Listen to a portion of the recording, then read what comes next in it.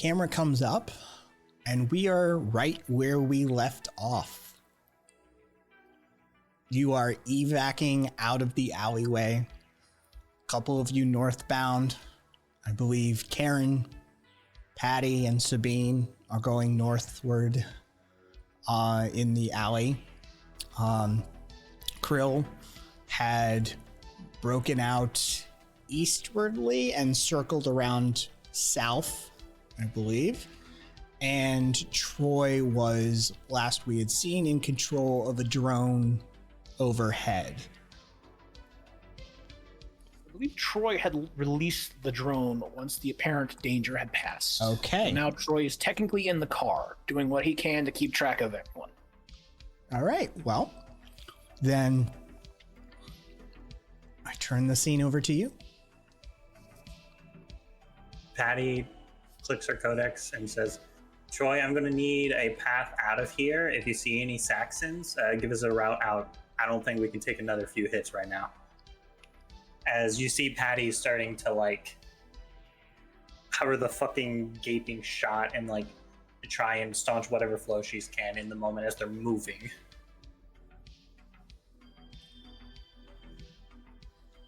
You get a reply back saying, I'll do my best, and Troy is just scanning around the general area, whatever he can find, cameras, drones, people with, unsecured cybernetics that he can access, just getting a view of anything he can. Give me a roll. All right. That is a 0. What are you looking for? Well, mainly, he's covering Sabine, Karen, and Patty. He's making sure that, that they have a clear road ahead, that there's no suspicious activity, such as people rushing to their location, people who are armed specifically. If it is at all possible to notice a Saxon patch, that would also be something he was looking for. But mainly, he's just trying to make sure Patty and Karen and Sabine are going to be okay. You see a few shots from a few cameras and a few angles overhead from drones, from storefronts outwardly facing CCTVs, and what you generally see is people either huddled, crouched, pulling back in, or shutting shutters down the alleyway. It seems to be emptying out, given the amount of gunfire and explosions that had occurred in that general vicinity. 3 blocks over, they're probably business as usual because that shit's happening over there. But on this particular alleyway, people are like, shit, and they're sort of withdrawing and shutting down to a certain degree. You see no one in particular or of note running towards them. All right. Short relays that it would appear that your fight has caused a local disturbance to the local businesses. However, I do not notice anyone heading in your direction. All right. Just keep eyes ahead. And she turns to Karen. You want me to leave front? I'm fucking hit, so I don't think I can be much use right now. Karen holds up Snips, which is taking both of her hands, and goes, yeah, sure, I'll get right on that. All right. She just pushes Sabine ahead and just tries to steer them as close. If we're at Lantern...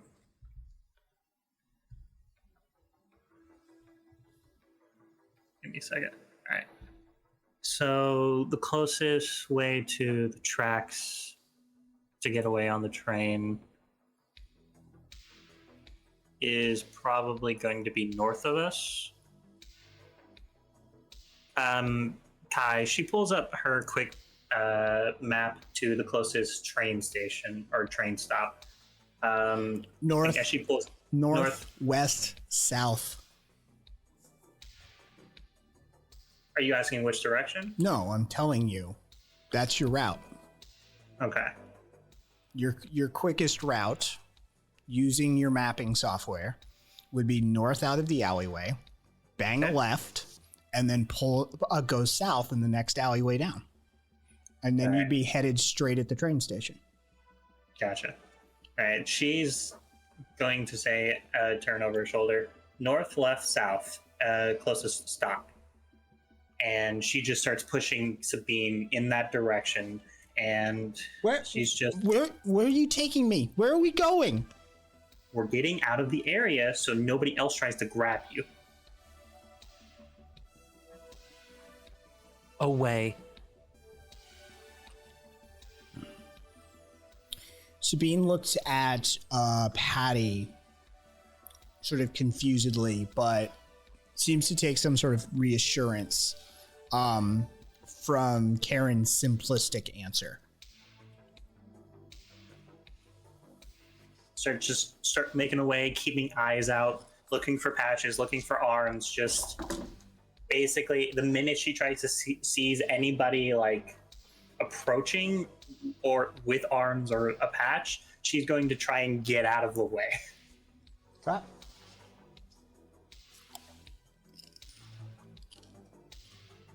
Just head north, bang a left, and then head south. All right. As you go north, there's very little resistance. Once you turn left onto the sort of next section of alleyway that interconnects with those back alleys that you're in, you start to notice that storefronts are more open. The ones that you just came from, the shutters are down. They've sort of gone in lockdown mode to a certain extent. But as you turn left, there's all of a sudden there's like some people, right? They're out there. Sort of some of them are peeking down that alleyway.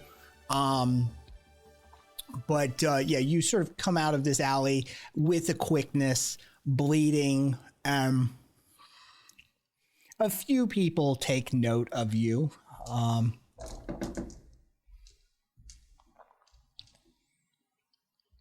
No one seems to pay too much attention to you in particular. It's more of one of those days, one of those moments in NSF where some shit has snapped off and people are bloody. You don't seem to be like immediate threats. You're not dressed as Terminus. You're not dressed as Varangian. You're not dressed as NSFPD. You don't fit the bill of like an immediate threat to the area. You don't have gang colors on. So it's more probably in the minds of the people watching you flee the situation, they probably associate you with a common sight of more victimhood than participant. All right. Okay. And then just start heading left and then start banging south to get to the train station as quickly as possible.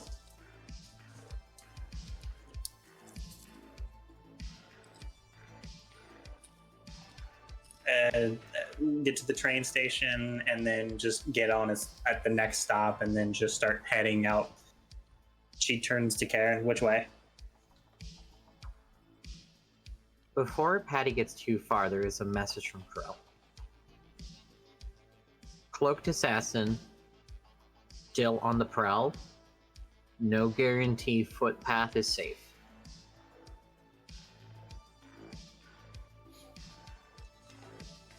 Okay.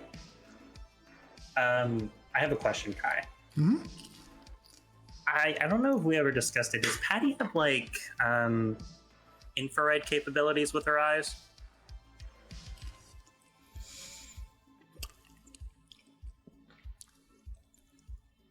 I'm fine with it.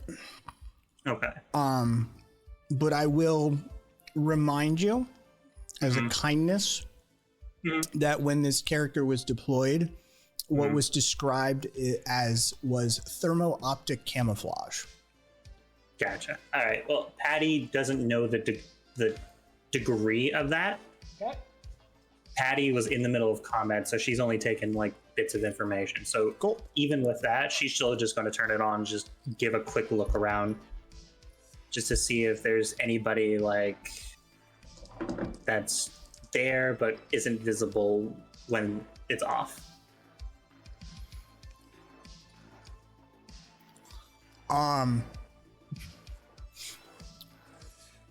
But yeah, she basically just looks around. Probably. All right, cool.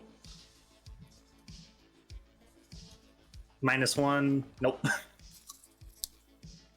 Just looks around, see everybody else. You see the odd plume of hot coming out of a vent stack. You see cats go by. You even see some footprints that are child-sized, probably a kid running around barefoot, and just the bare remnants as as they ducked inside from all this commotion. But you see nothing that you would mentally associate with a stealth sniper assassin. So yes. Patty just, as they're getting onto this train station, just leans over to Karen and says, I don't see anything around. I don't think you would. I'm just updating. But appreciate you looking. Mm. Let's head south for now. We'll swap. Okay. As they get on... Kai, how bad is the blood flow coming from the shot in her thigh? Bad enough that the train station security started eyeballing you as you were getting onto the train. Okay. So, I don't know this, but you might know this. So, how long does it take for my leg to go numb if I were to personally tourniquet it? Oh, fun fact. If you correctly tourniquet a limb, you won't be able to use that limb. Okay, so essentially we're working against the odds, trying to get the blood flow to stop long enough to get to the Ripper Dock. Okay. The question I would have to ask then is, could I get a read on the amount that's coming out of me before I can start sensing really dangerous levels? Yes. All Give me a roll. And a fun You are a aside, medic. as a fun aside for anybody who wants to look up videos, part of military training in some of the branches is a race after tourniqueting. And it is a test to see who has done their tourniquet correctly, because they always think the winner of the race is a winner of the race because they tell them no PT if you win. But the person who falls the fuck over is the winner of the race because you tourniqueted correctly. Okay. So I got a -2, so there's going to be a +1 using crafts. No. This is more investigate. All right. So knowing that it's investigate, And I'm going to use old instincts to re-roll that okay. to try and assess myself. There's a slight Okay. if it were on Karen and whatever, right? But like on me in this moment, I'm like, okay. So I'm gonna re-roll that. Let's see what we get. That's a +2. All right.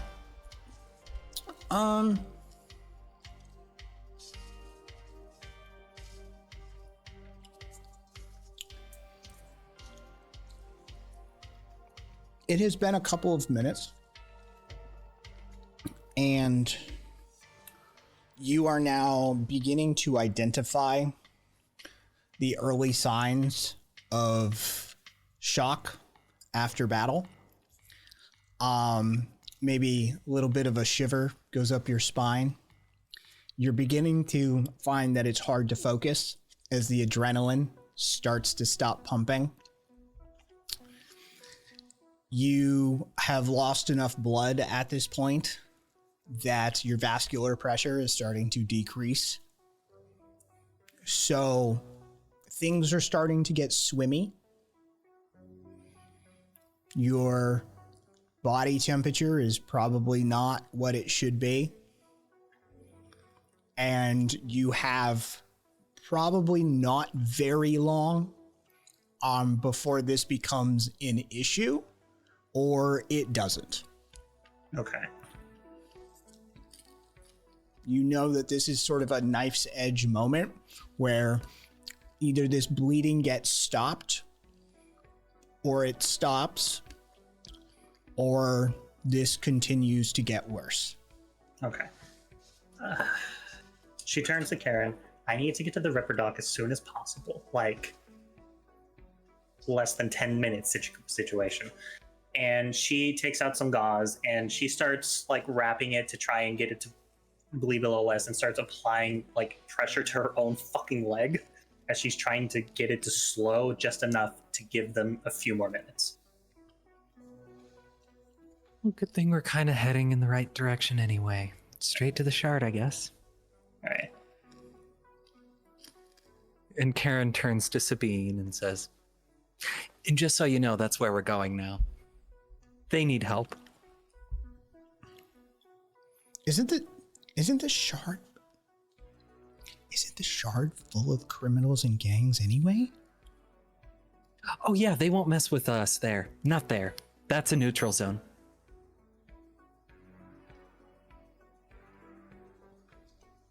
All right. She takes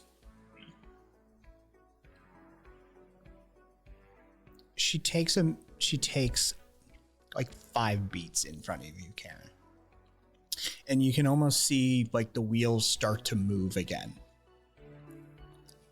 And that a look of sort of like she finally got it in gear, and she's like, okay, yeah, no, that makes sense. Hopefully we will have someone who will meet us there. Maybe you won't have to hang out. And with that, Karen pulls out her codex and gives Karina or Krill a call. Krill here. Patty needs to go to the shard. Are you on the way to Troy's? Yes, I'm on the way to Troy's location. Probably be best not to have our little friend here go in and hang out with the doc the whole time. Be best to get them back home. We will intercept you at a midway train station. Yeah, Patty just turns to Karen. I don't need many people with me. I just need to get inside before I pass out. You just need an ability to get in. Yeah. She sends a quick message to Doc Mac's office. Major gunshot wound. I'm coming in there 10 minutes or less. Just giving him a heads up. You get a message back.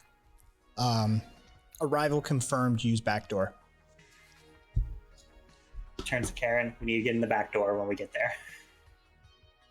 Sounds great. And she sees it coming, and she's like, and just checking her pulse just to make sure it's still going and not slowing down enough. She turns to Sabine and she says, you better be fucking worth it. All right. She's trying to intimidate her a little bit, but intimidating to make her listen more to Karen, like the you owe us, bitch. She looks at you, Karen, and says, I don't like her. It's a sign of a healthy, mentality. Good on you. She scooches a little closer to you, Karen. And she just leans back until eventually a train station gets close enough for them to jump off, and just trying to slow her breathing down just. Give me a roll. All right.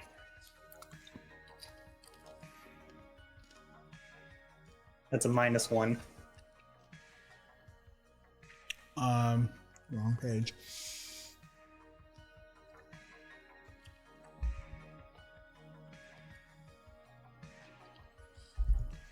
Your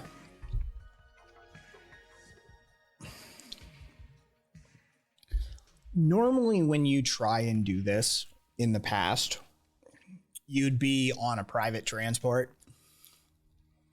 You're on a public train at the moment. Mm-hmm. And so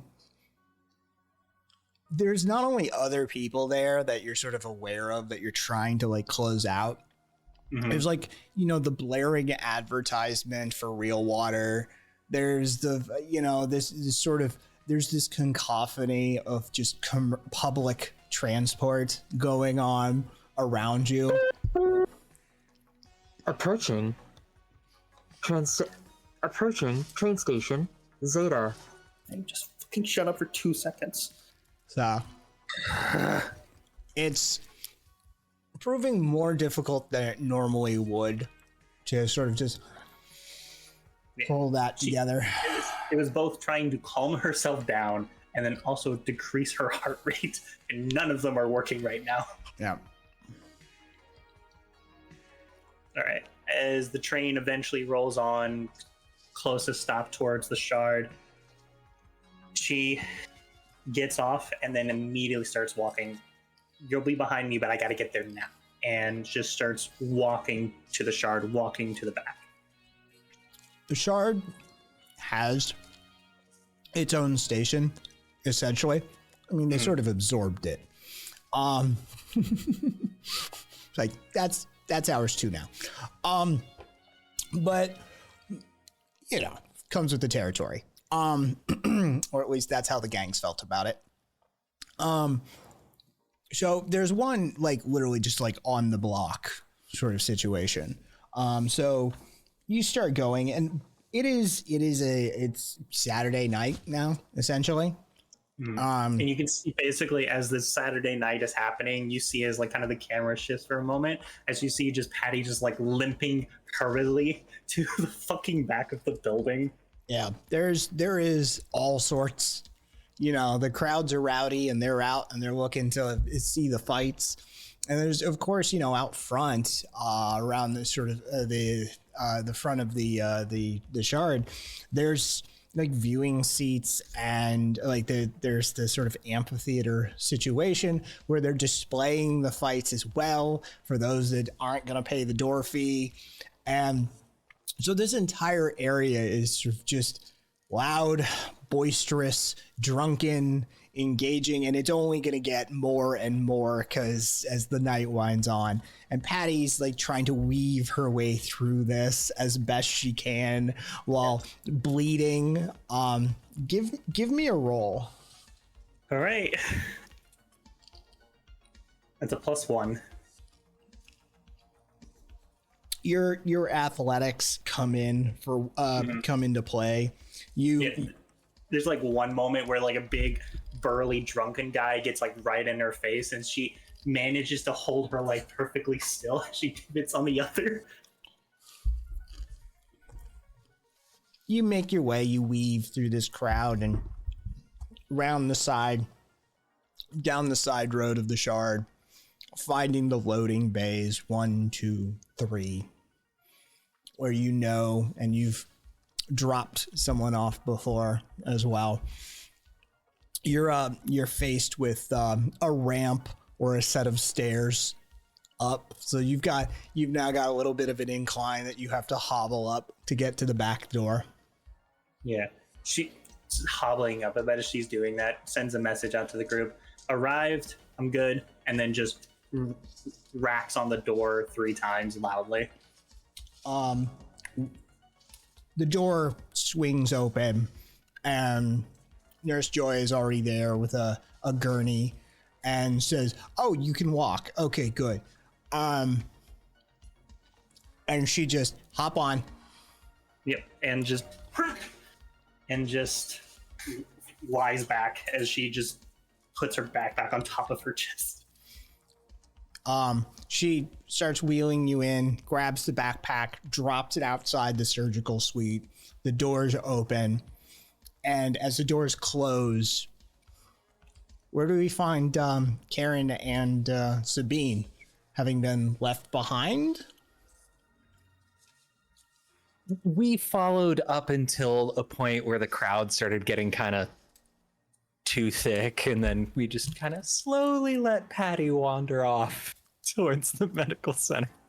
She's got it. She's got it. Not the first time she's done it, too, probably.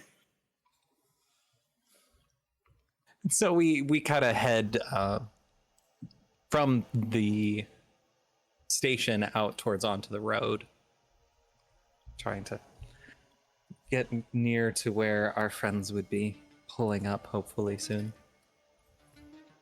At this point, I'm sure Krill and Troy are on the road. Who's driving? Probably the only one with a driving skill, which is Troy. I think Kai actually may have forgotten that one. No, I just wanted to know who's driving. Look, I figured that was a Privilege. given, but if you want to know, Troy's going to be driving. I make no assumptions about what you people do. All right. Fair enough. Fair enough. Brill is We absolutely are not nuts safe enough. to make assumptions about. Yeah. So I don't fucking know. All right. So Troy, give me a driving check. Oh, this is going to be fun. Oh, it's a +1. Okay. The ghost of Patty does not haunt you today. Shut up. So Troy behind the wheel. It's a fairly well, let's see. Actually. Yeah, okay. So boom, boom. It's essentially it's a straight shot and a couple of turns to get you down there. You navigate Saturday night, early night, but Saturday night traffic pretty effectively. As you pull up, as you pull up sort of to the shard, there's not really any place to stop and drop people off. So, like, people do it, but it's not really set up for it, right? There's a parking garage, there's a train station, and so how do you guys approach this? I think just for now, Troy's going to be very cautiously driving near the entrance to the shard, looking for Karen and Sabine. Give me a roll. All right. That's a 0. It is Saturday night, and there's a lot of people kind of coming from the train station, coming from the parking garage, walking around the streets, both drunken, disorderly, high on God knows what, right? And, you know, Karen and Sabine are but we people in this sea of modified humanity.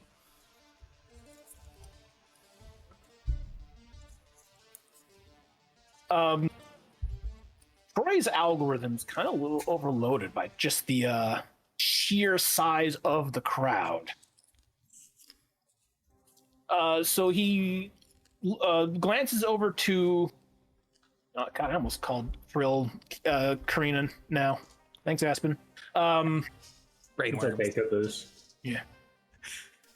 So he glances over to Krill and asks, "I'm currently concentrating on the crowd surrounding us.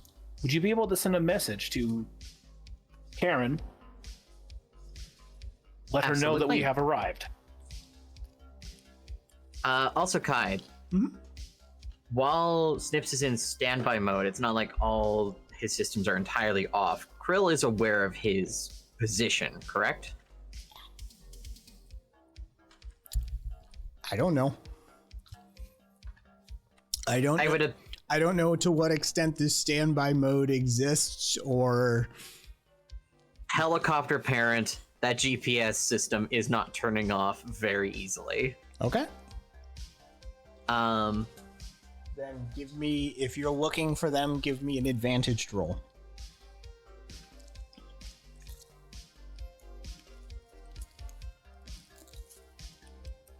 it's a +1 on the die, so a total of 4. Aren't you? Oh yeah. Okay. You spot them. You know, you lower your gaze from like eye line because you look at this crowd and you're like, oh wait, hold on, and you just sort of look down and you spot these two like short beings amidst the crowd.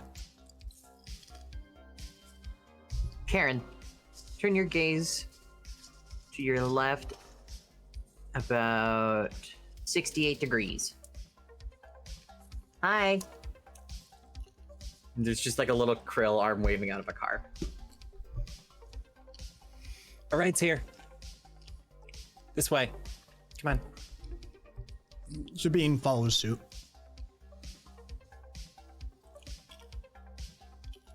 Karen goes to the back of the car, starts kicking the back of it. Open it up.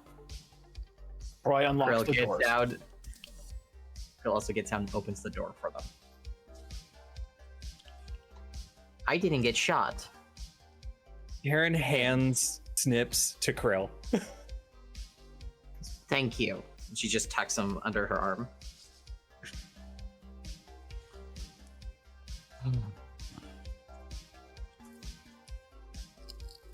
Now I'm only responsible for one human. All right, one thing. Get in the car, please. We will go away.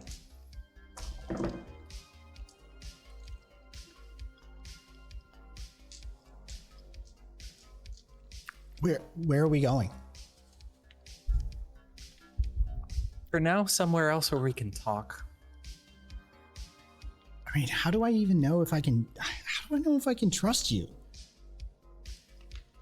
For all I know, you could have set all that up. If we wanted you hurt or dead, the artillery drone would have just simply decimated your existence upon being in there. I don't really think we have any use of you being damaged. And as much as I like Patty getting shot, it's annoying.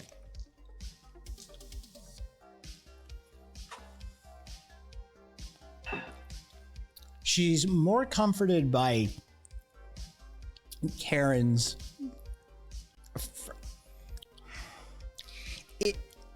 You can, Karen, give me a roll.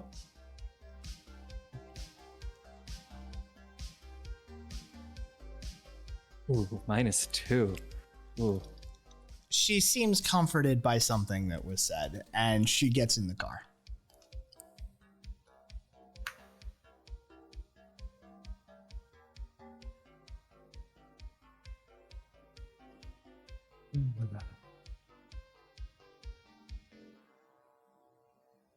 The moment they're in the car, closing the door, Krill clicks, opens some like bolts on top, and undoes a latch, and opens up Snip's internals. And very carefully lifts out his central core and puts it into one of her cases. She usually leaves around in the car for safety, for one reason or another. And then closes up the shell. I want a driving check from you, Caboose. I was about to ask. Go for it. Yep. That's a 0, so +1. Give me a roll, Corral. Do you remember miss the days when somebody could hit a +4 on driving?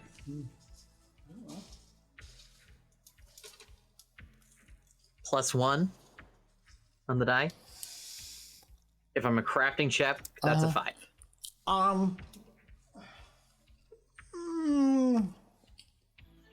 Would it be though? No, it wouldn't be a crafting. But it would get you a +3.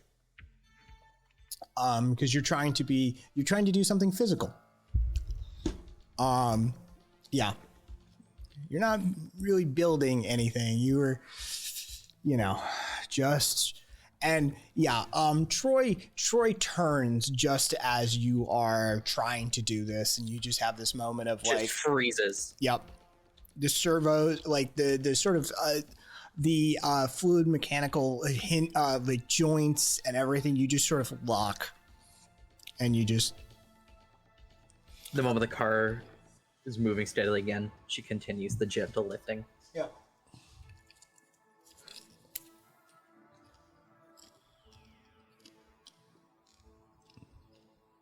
Does anyone take a look at what Krill's doing in detail while she's doing it?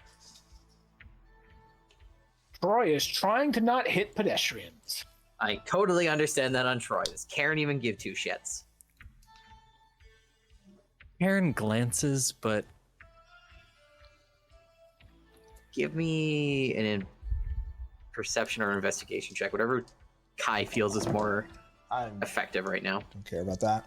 Do whatever you want. Cool. Okay. Okay, that's actually pretty good. It looks like a robotic brain got lifted out of him.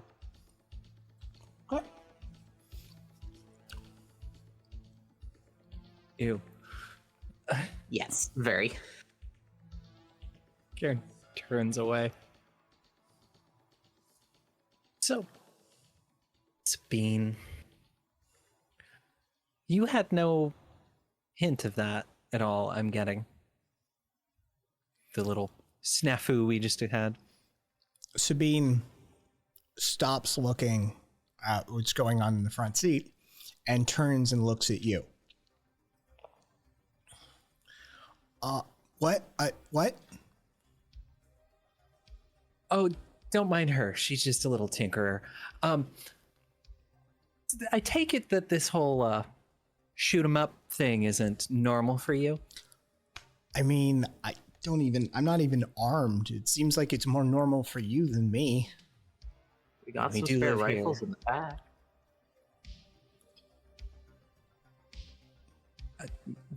No. Okay. Don't hand those out.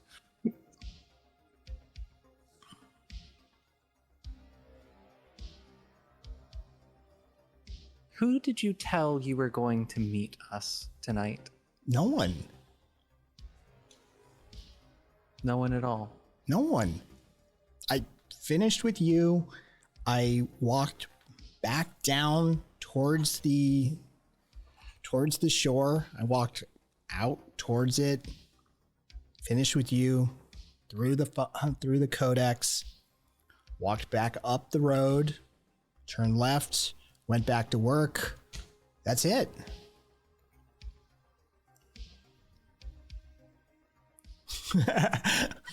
No, Hattie. No. You It's okay. It's okay. Patty is just like passed out right now. Her Patty leg is being literally replaced. unconscious on a surgical table right now. No. Just what happens is she's unconscious, and it's just this like shake of her. She's like, something's wrong. Not allowed to do Aaron. empathy checks while unconscious at a distance. It's a disturbance in the force.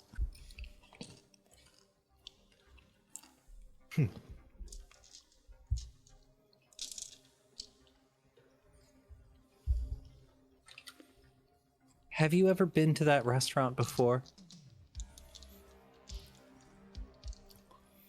I literally opened my codex and just searched for restaurants in the area and picked one. Is it your work codex? Yeah. And that would be how? Huh. Okay. Company issued codex. I'm guessing security's in charge of all of that. Yeah, we have a contractor for that. Which company is contracting you on that? I think that might be a part of I think that's Phantom Services.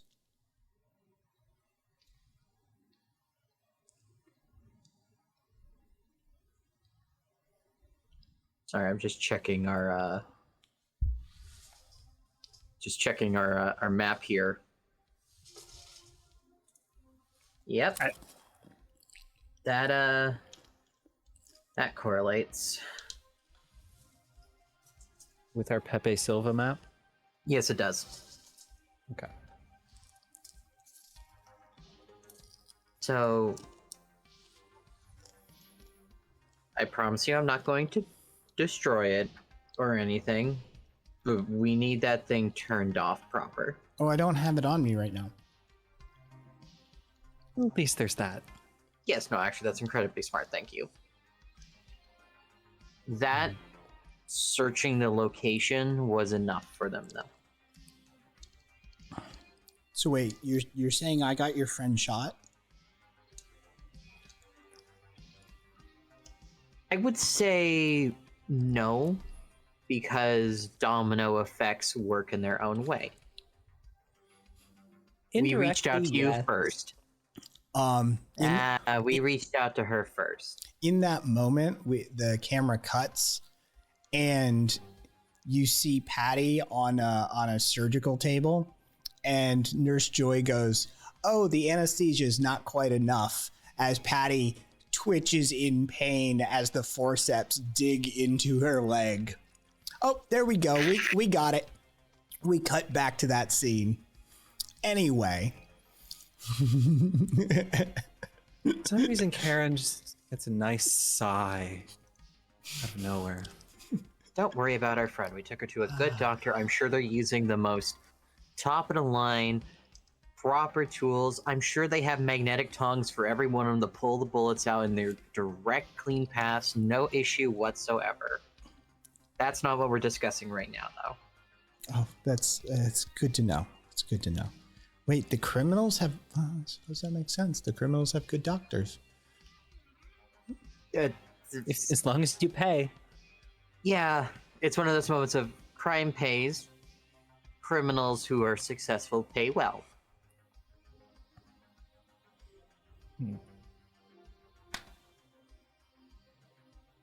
Krill just takes a moment. Is that why we're not swimming in cash, Karen?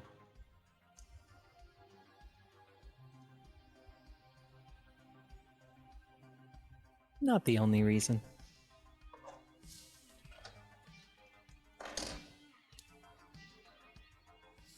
Definitely.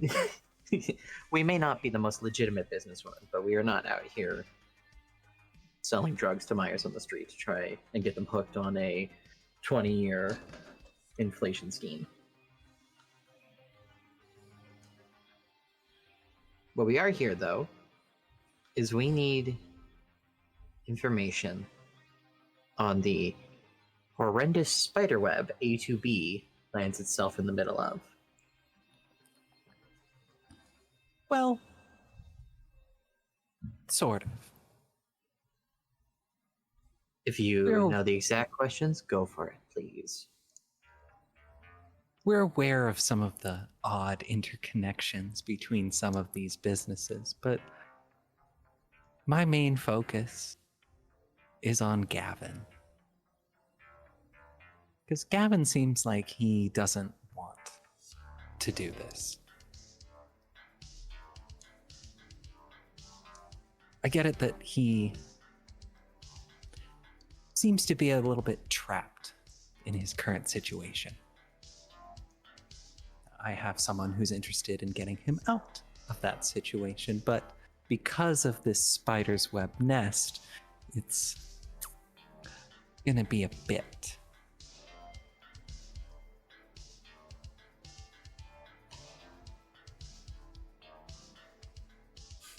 Now, Phantom is one, North Sea Holdings is another. And I know you have a meeting coming up with them.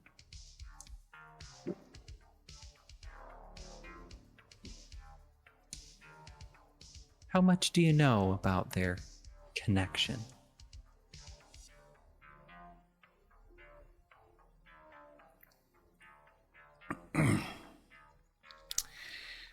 As you say all this, you see Sabine go quiet for a moment. And then, looking down in her lap,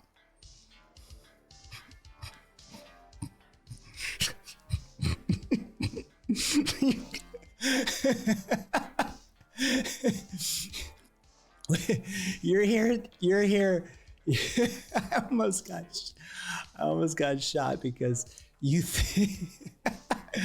Oh.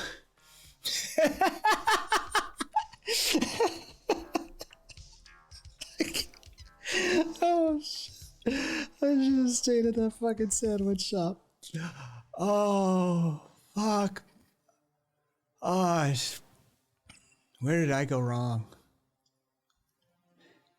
You're here to save Gavin? Save is a incredibly choice word.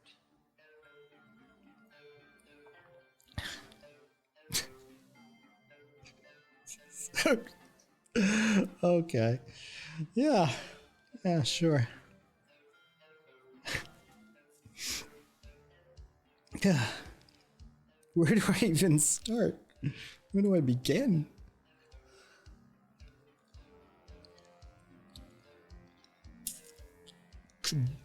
Troy, give me a driving check. Yay! That's a +2. So, you guys have managed to make it back. You're sort of pulling up on the down alley area. Are we going to the base? I don't know. Or do we want to just keep driving?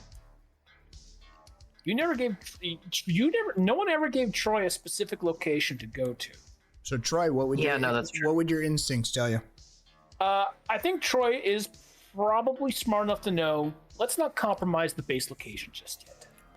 Is he? So he's had a few things now that's stated that be careful about locating the giving off locations to the base.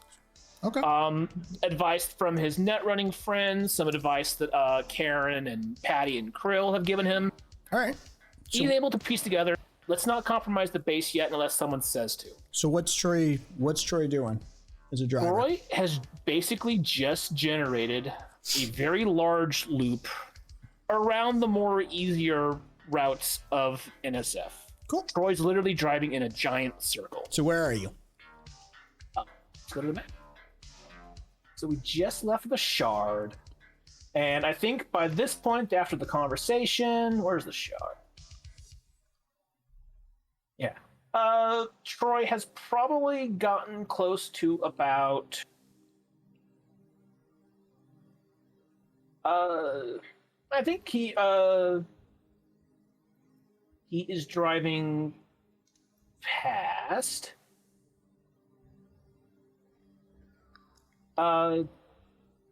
he just drove past the purple sailor.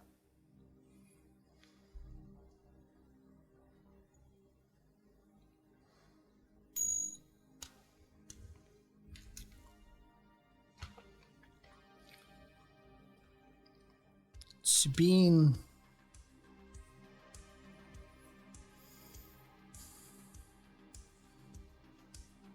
Just staring out the side window as the scenery just passes. And you can see the reflection of the neon, the street light, the storefronts, and occasional person. If you find the idea of Gavin being saved so humorous, then let me ask you a very simple question. What did you think we were coming to you for? You clearly had some assumption.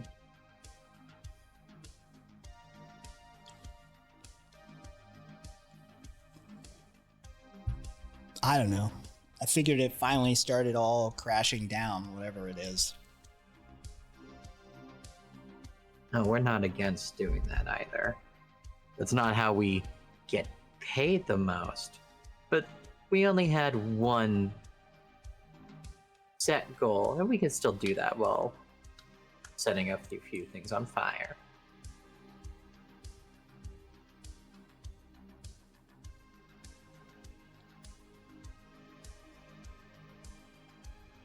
What do you know?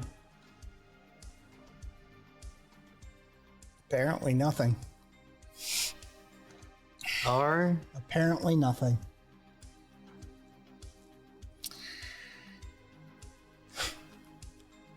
Why would someone desperately want to get into this spider web? I don't know. I've been trying for better part of 2 years, ever since I found out. Being at the big table. I'm not at the table. I don't even know where the table is. I don't even know what the table looks like. I'm pretty sure there's an entirely other table somewhere else that I'm not sure of. I was...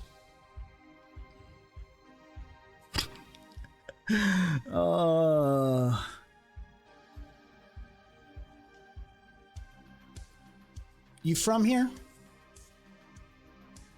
Just looking at you, Karen. Yes.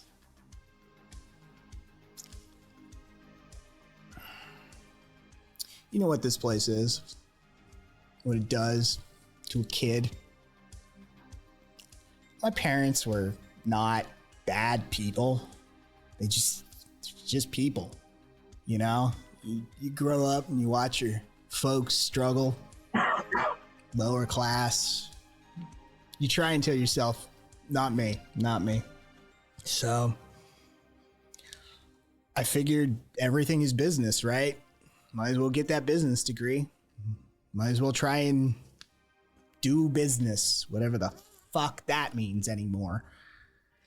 And should have listened to my professor. My professor, one of my professors in school told me I was too frumpy to be in business. Look at me. Yeah, she was right.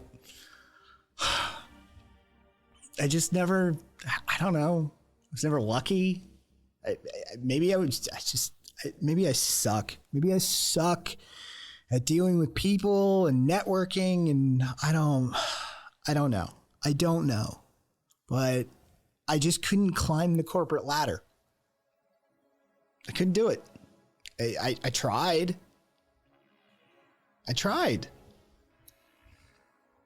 Ended up just managing one shithole after another. I was working at 3 years ago. 3 years ago. 3 years ago is when I started getting shot at, apparently.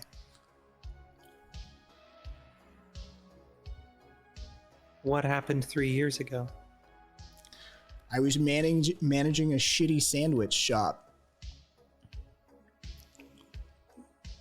And in walks this guy. He did not belong there. His clothes were probably worth more than the building.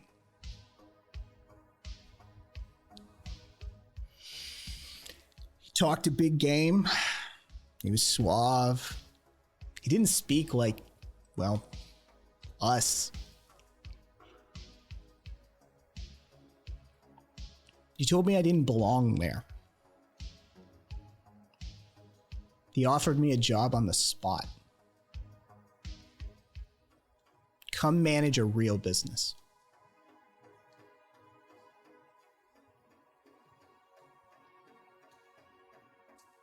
Fuck it.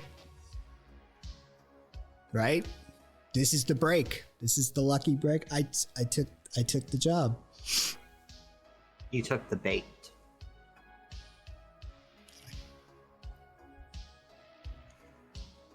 The whole business was mine to manage. It was right there in front of me. All of it. Do what you want with it. I just need somebody competent to manage it. I need somebody with your brilliance. Somebody with your raw, untapped potential. Took me about a year to figure out that everything I was looking at wasn't associated with everything that I was looking at. You really weren't able to make a change or decision because there was 12 other hands in the pot, huh? If you tell me there was 12, I guess so. Because I'll tell you from my office, I can't tell you. None of my books seem to be associated with what's actually going on. Did you know there's a shipping area in my own building that I manage that I've never been able to get into? I'm not allowed in. How insulting.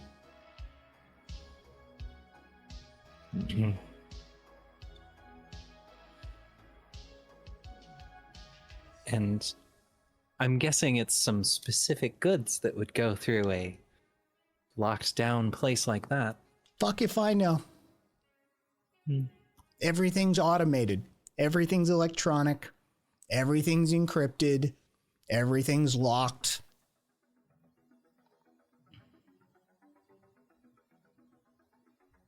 What good does it do us if we found some sort of corrupt illegal act?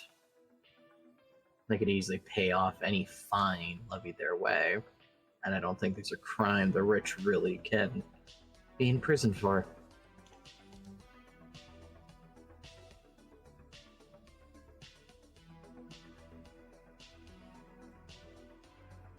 Not when you line the pockets of the biggest gang in this city. What's your meeting with North Sea about? Over the years, I got to know one of the other managers over there. Really, it's probably just going to be lunch, but I've never stopped trying. You know, you ask a question here, you ask a question there, and maybe you figure out what the fuck you got yourself caught up in.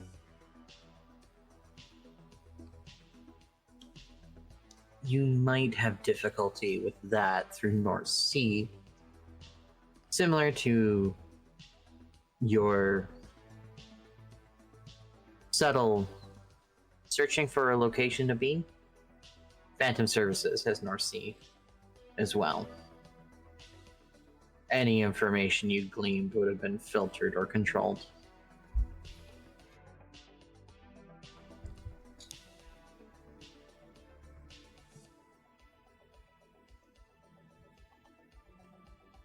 Who were you meeting with? Just guy named John. John Carver.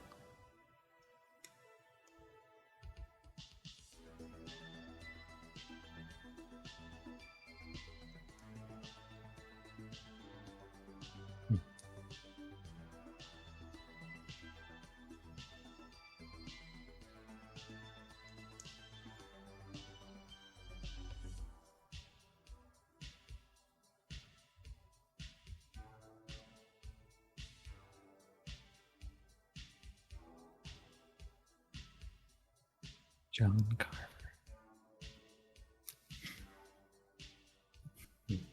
Okay.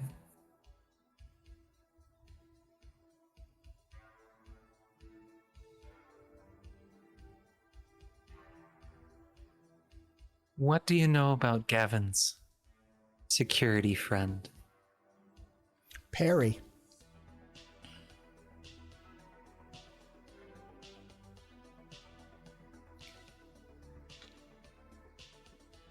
What I know about Perry wouldn't fill a thimble.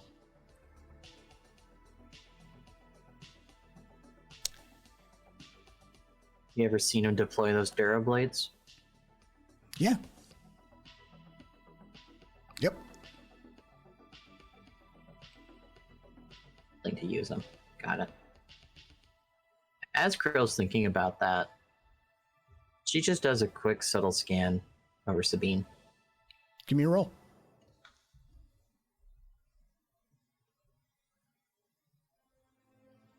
Ooh. It's only going to be a +1 if I leave that. You know what? Fuck it. I'll spend a point to reroll. Okay. I'll take a +3 in total. Okay.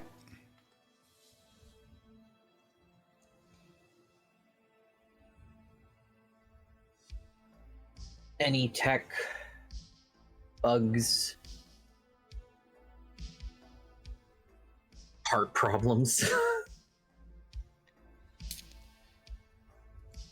You find sitting before you a human woman.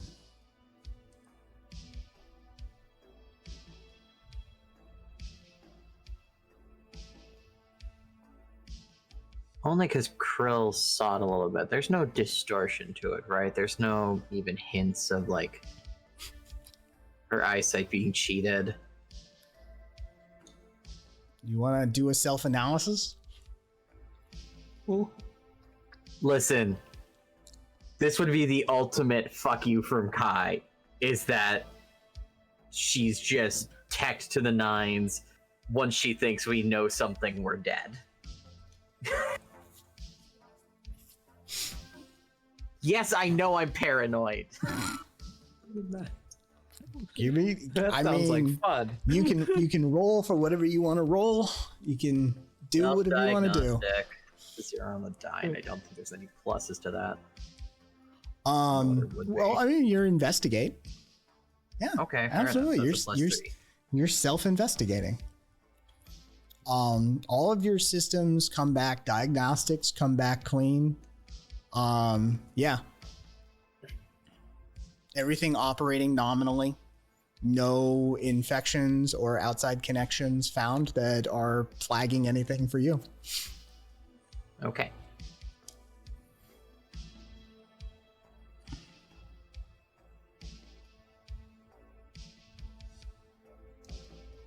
I have a question.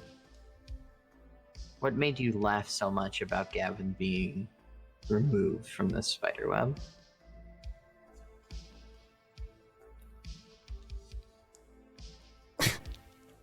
You ever tried to remove a spider from their own web?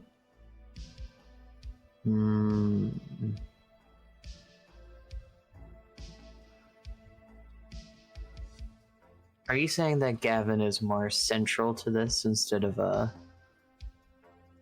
side player in all of this? I don't know.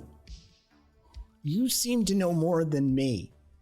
But I've been working under the assumption that Gavin seems to benefit a lot from all of this. One can benefit without enjoying it.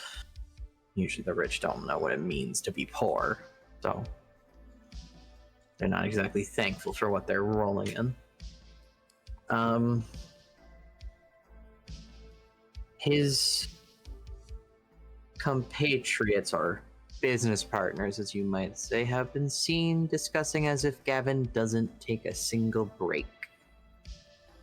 Doesn't give himself the luxury to go on vacation. He is always working and always turmoil. I mean, working is an interesting word to use. Oh? He's in an office. He's in a room. He's moving from place to place. Accountants, the accounting department handles the accounting. I handle the day-to-day. The shipping is automated. Payments are sent and received fairly automatically once everything's set up. There's really, other than the occasional rubber stamp proverbially on things, what is there for Gavin to do? So he never makes overarching decisions about the company. He never bestows an update, top down.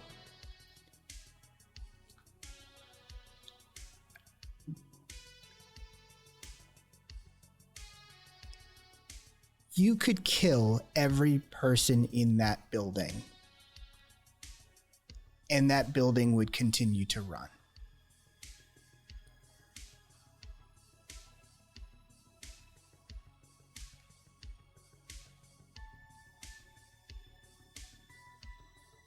That is majority of my line of questioning. Karen, has this opened your eyes to much more?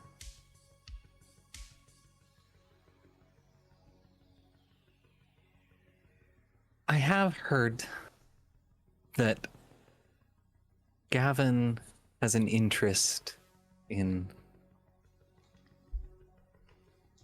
divesting.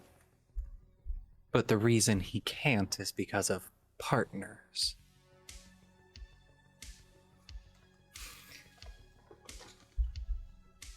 Divesting, investing,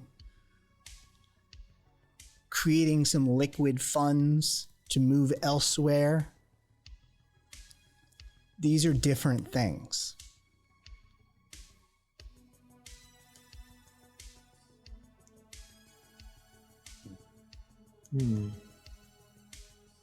So you have no faith that he would actually want to leave this conglomerate, only lessen his involvement even further. 5% ownership here removed and put somewhere else, you could do a lot with, depending on what that 5% is.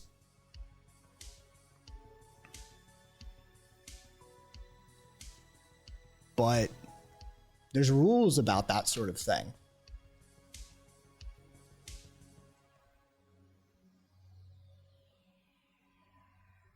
Whose rules?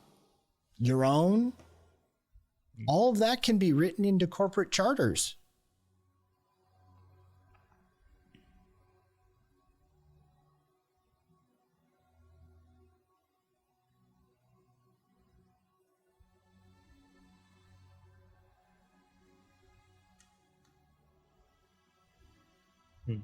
Troy, give me a roll. Yay. You've put yourself on a heavy limb. That's -3. Oh, fuck. I'm debating myself. Do I? What?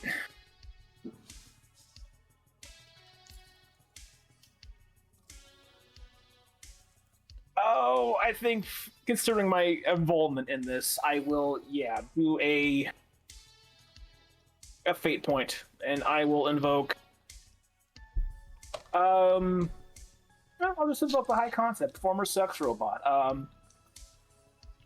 Something along the lines of this current conversation, I think, has piqued Troy's interest a little bit, and his processes have diverged a little bit, and he realizes that he needs to reconverge and maintain focus on the road. So he recalculates his path and his trajectory a little bit to stay back on the road and reroll. Oh, +2. Fair enough. Where are we?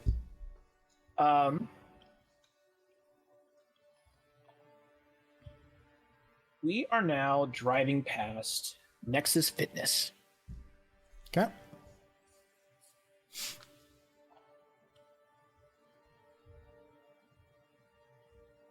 Next where? What did I call it? Nextware Fitness. Yeah, sorry. ADHD, that and the Nexus. Okay.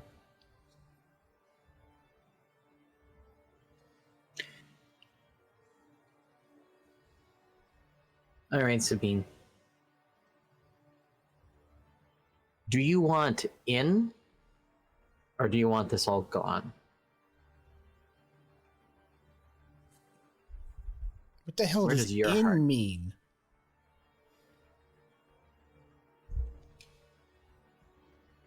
As far as I can tell, I'm already in over my head. How much more in could I be?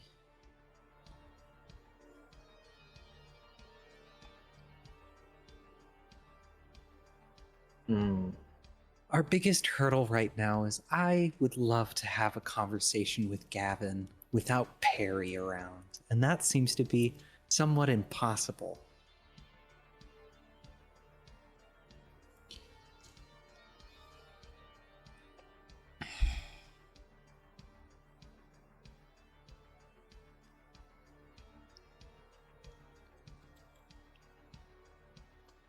Perry doesn't hang out in his office.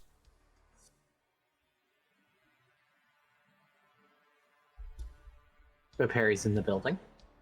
Yeah.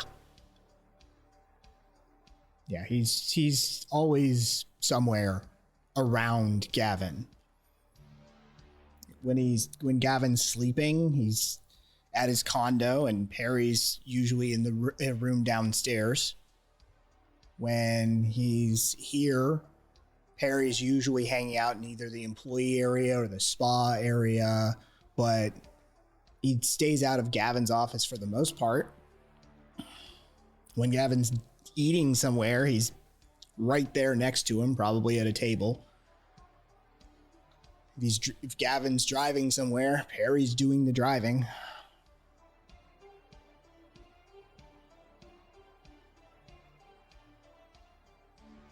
So he's often in the spa.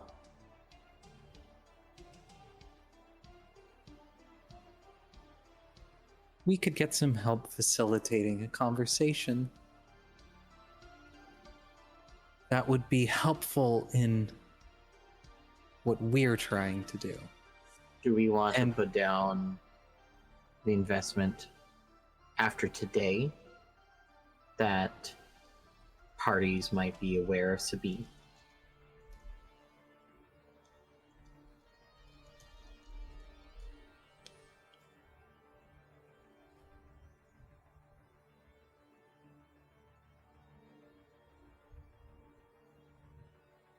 Yes, they're aware of something.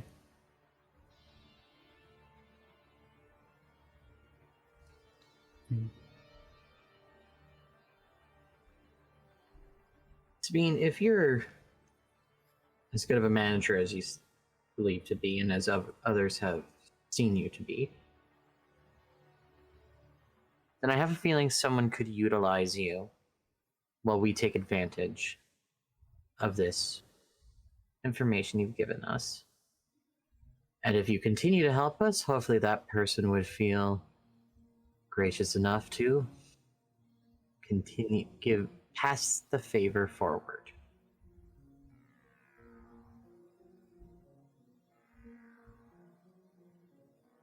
Help is usually rewarded. We have a benefactor. We will not name them until they're aware of your presence first. If they wish to speak with you, I think you would find it most lucrative.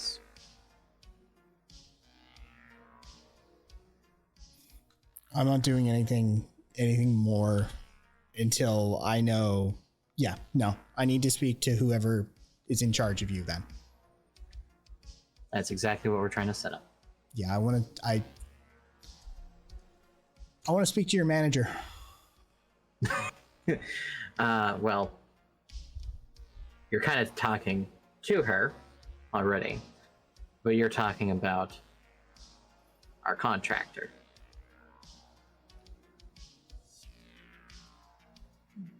Managers. If you want to get into Gavin's office, that's easy. It's easier said than done. With him in it, you're going to have to go through Elise.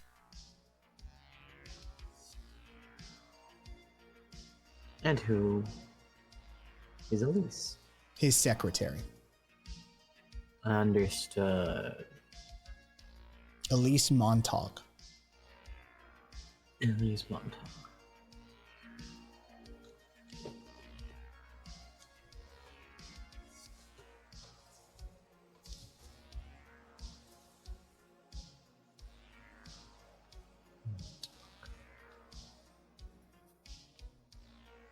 That is Ely.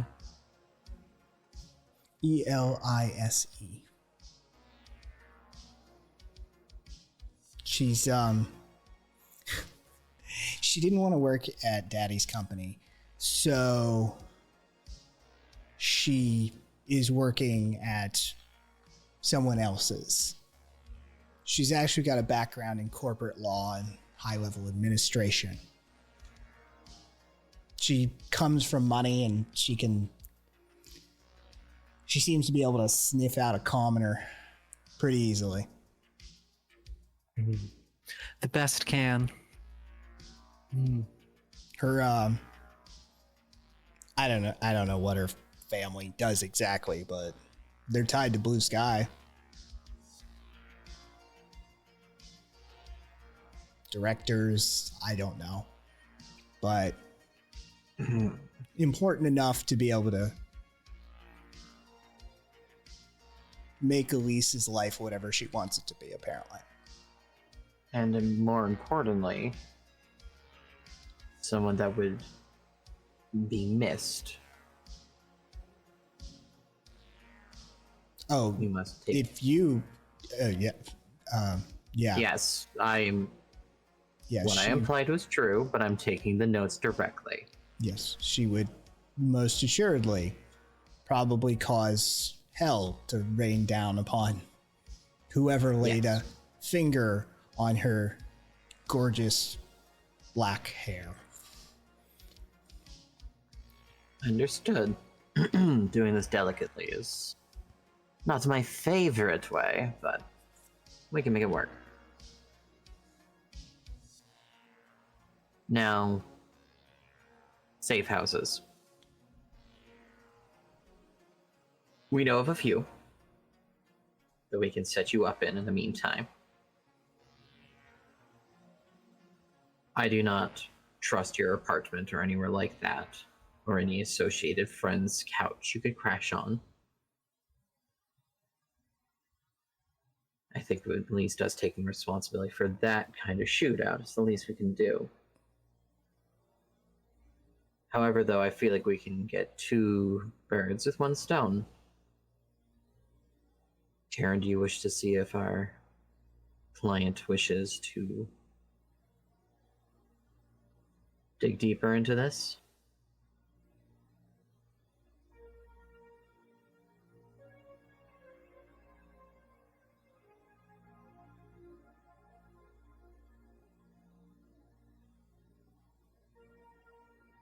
Oh, I'll be talking to them.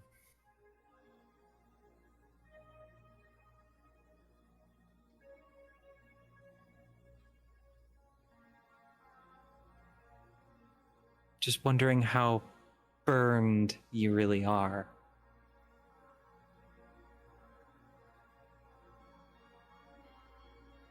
No, I don't think I got any burns. No worries. We more mean how much of a target is on your back and how much people are waiting for you. I think the safest thing for you to do is to move forward like you don't know what happened. You happened to be at a shootout and you got away. If you don't feel safe going home, we can set you up somewhere else. But I almost think behaving like nothing happened for now is your safest bet.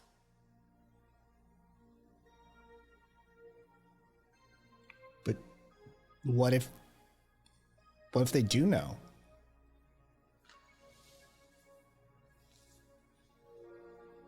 Karen, may I lean into my expertise here a little?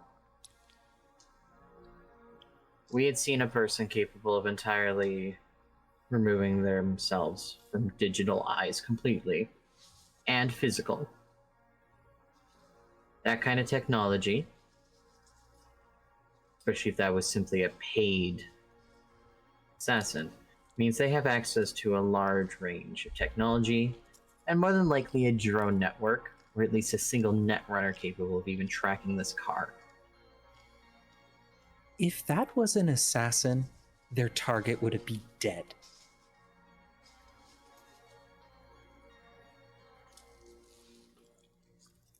You don't always pay someone who's incredibly good at hiding to do the killing. Not if there's more gain from the information gathered. If you kill someone before you know what they know, you're back at square one of where you might have a leak. Information is the value here.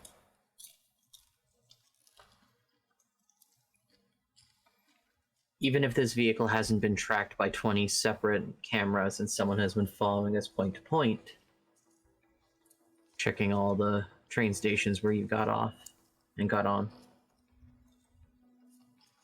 Or even how a drone from A to B just following us in in the ways up above.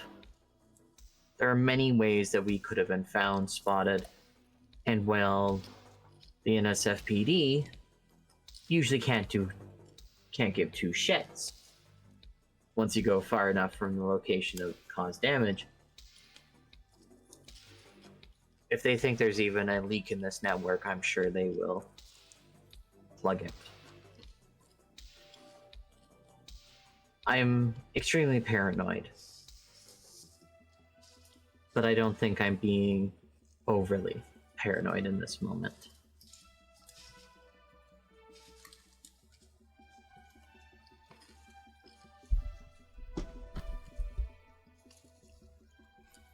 If Sabine knows anything, or maybe information she doesn't even know she has, something that is not pertinent, but actually is very important,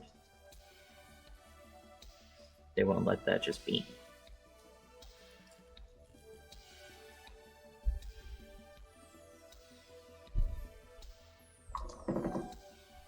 Wouldn't be too hard to have Perry just waiting at the office.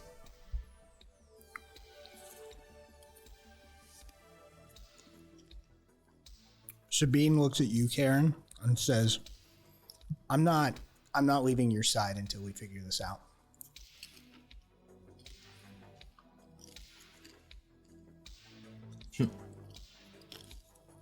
Krill kind of chuckles. Yeah, a lot of us feel that way.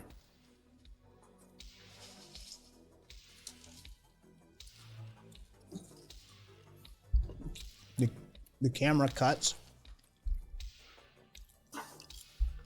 and you see the sort of slow blinking and the coming to consciousness. Patty, you feel someone poking your arm. Just poke. Can I see them? Huh? Terrence is just standing there looking at you. Hey, Terrence. Back already, huh? Well, you know me, I can't stay down for long. Joy! She's awake. He? They had other things to do. It's after hours, so. Yeah, sorry about that. It was emergency. Ah, well. Saturday night. Lots of morons are gonna come through. Yeah. Busy night for us usually. But you weren't critical anymore, so. Yeah, much appreciated. How you been? Terrence pokes at your leg. It hurts. Better than you. Yeah, well, I wouldn't recommend doing a job where you get shot a lot. It's not good for your life. Yeah, it sounds like a skill thing. Yeah, well, you know, I like to get my blood pumping every now and then. Have you considered a gym membership? What do you think these arms are about? Oh. Bullet absorbers? Hey, look. What's the difference between the gym and getting shot? The amount of blood you lose, right? I don't bleed at my gym.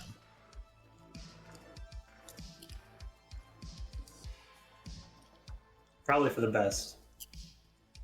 So, like, I guess you have to hang out for a little bit longer. Yeah. Yeah. What's the time Doc's letting me go? I don't know.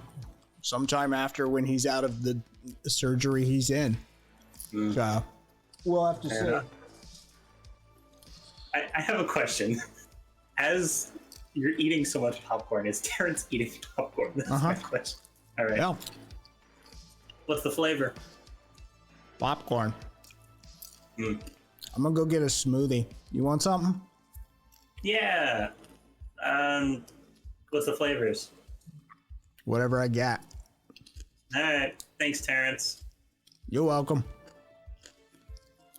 Terrence takes their feet off of the bed and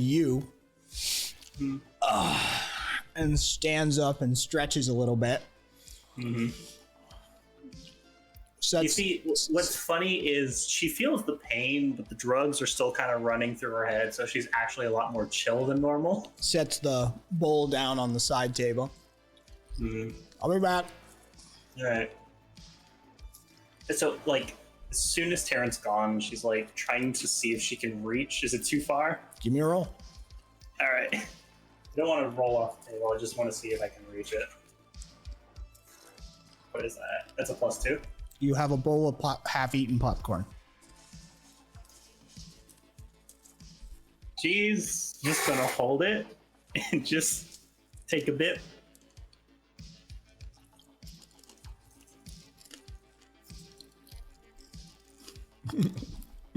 It's dry popcorn with salt on it. Fair enough. I haven't had popcorn in a good fucking minute. She, is her codex on her head or is it lying somewhere else? Your devices would have been removed from you. That's fair. I was just asking. Yep. Is it in the room or is it somewhere else? Give me a roll.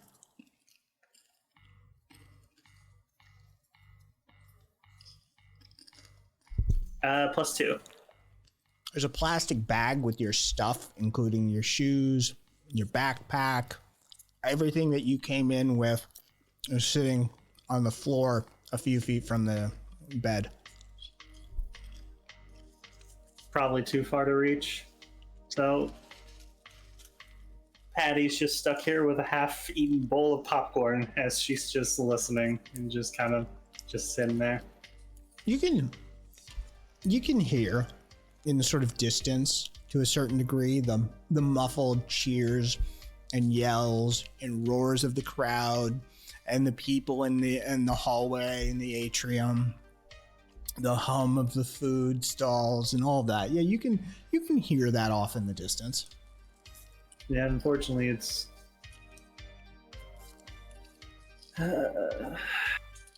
yeah. She actually is taking a minute just to kind of like let everything that just fucking happened wash over her.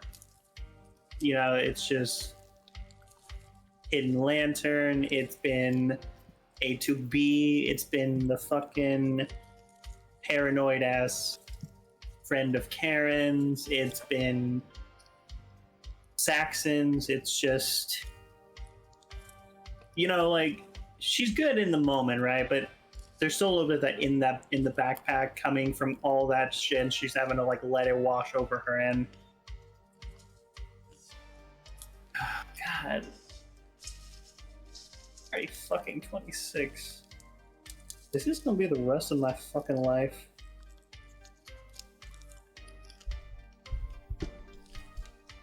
And Patty just kind of like tries to like let it all wash over her, even if it's bothering her a little bit, right? Because she's like, okay, well, we've got Sabine, we've got potential route to Gavin now, but where do we go from there? Are we going to go further in this web? Are we just going for the paycheck? Or like, she's asking these questions out loud, but kind of in her head too, so it's like half sentences as she's running thoughts through her brain.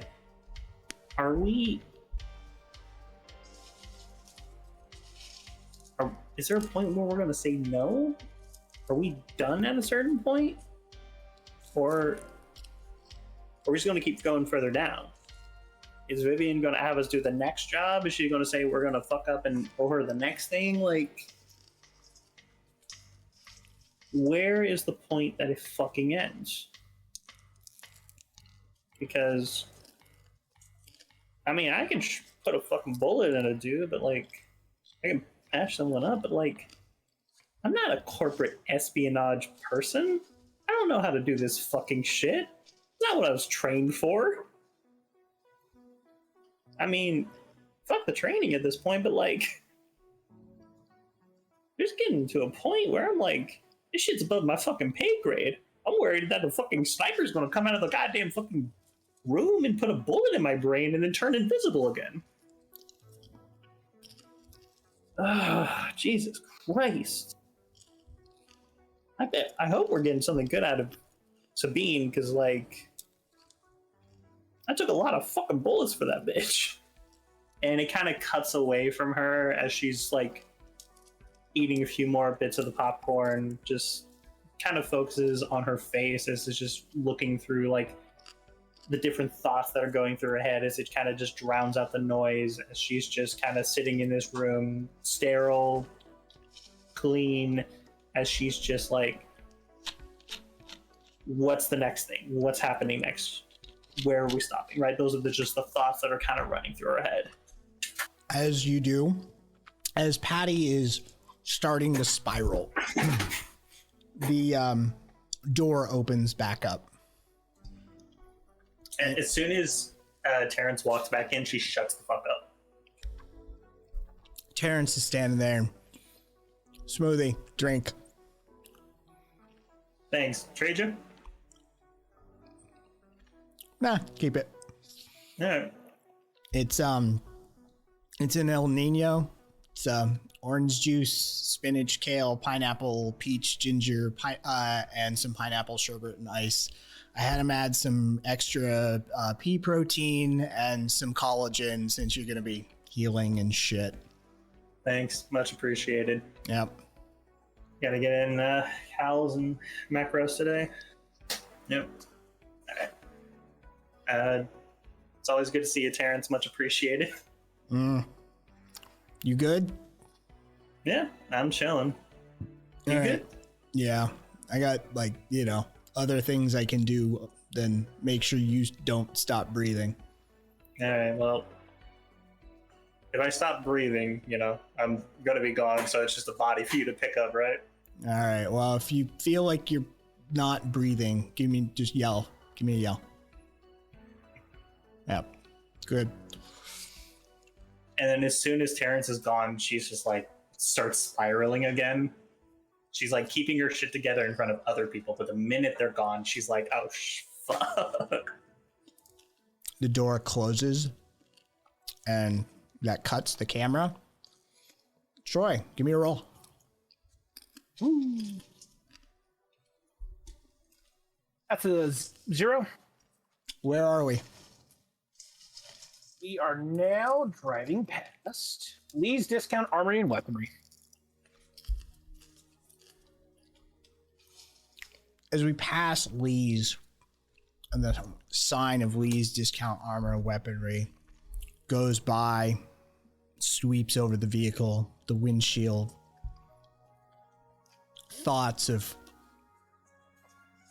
past missions, the RGB from the gamer life estates flashing off the side of the car as well as you go down this street. Moments of where Krill's body came from flash by. Do we still see Dalton's car, one of his cars parked there covered in parking tickets? Give me a roll. Are we driving that car? No, this was a different one. This was Okay. like a sports car he drove like twice. We took the car back that was on the edge of town. Oh, Yeah, no, okay, this was- okay. This was one of his one of his like classic roadsters instead of an actual like utilitarian car. It is no longer That's a there. +2. Pardon? It is no longer there. Yeah. Hopefully someone lifted it instead of just it going, to some sort of lot.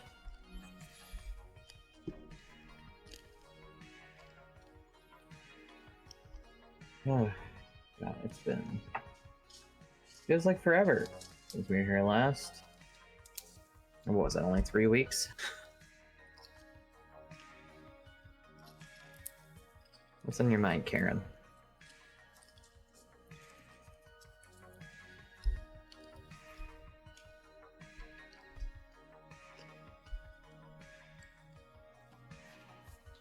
Number one, that our friend Sabine here is compromised. Yes, she is.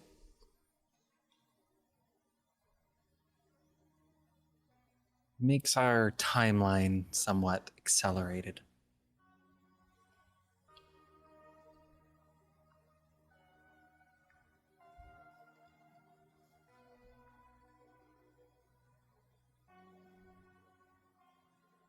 You said number one.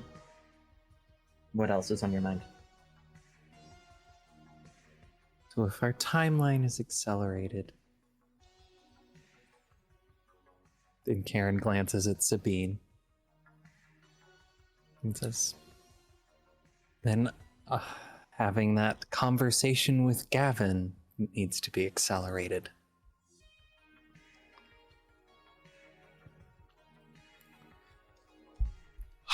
I mean, I might.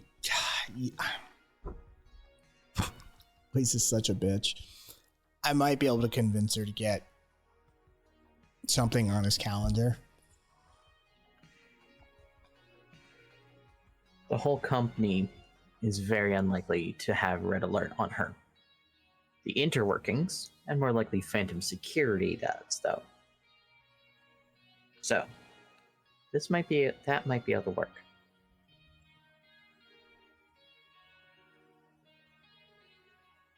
A meeting on the books would do it? What do you think you could do? I don't know. I'd have to think about it. I mean,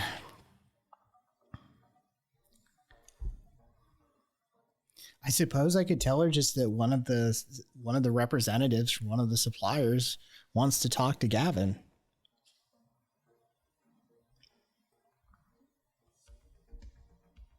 I'm assuming this is a rather regular thing that comes up. It's not super regular, but it's been known to happen at least.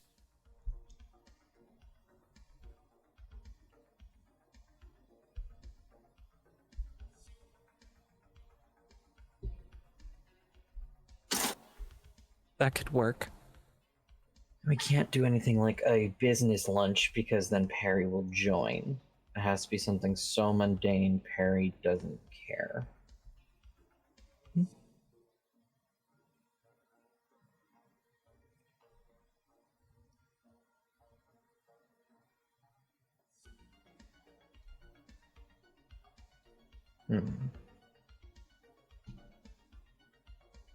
Yeah, that could work.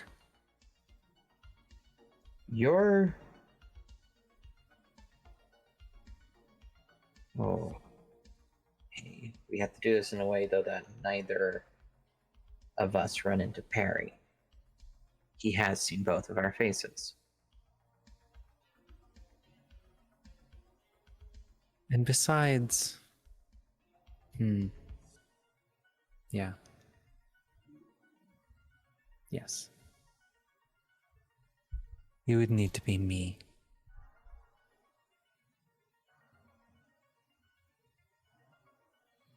Don't get me wrong, I can, as Krill is speaking, her hair follicles start to slowly change in color and her skin starts to change in tone. I can do my best to look like someone else from afar. And then once I'm there, entirely just be a speaker for your conversation. And I genuinely mean just be a microphone and receiver for you to talk to him. This is your game plan once we're in that door. If we have to, that could work.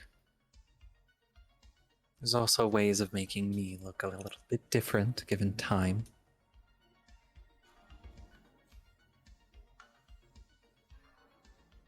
Also true. Okay.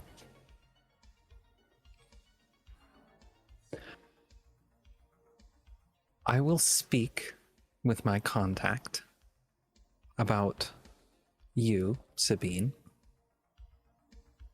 In the meantime, we have a place for you to go. But when do you need to schedule that meeting What do you need to make that happen?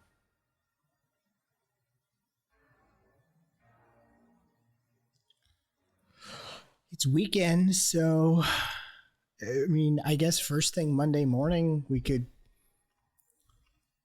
see if there's any availability in his schedule.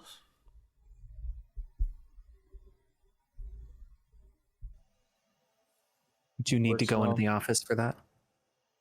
No, I just need to call Elise. Where did you leave your codex? In my desk. Would they accept a call from a non-work codex? Oh yeah. Yeah, we have outside numbers that can call us all the time. Okay. In that case,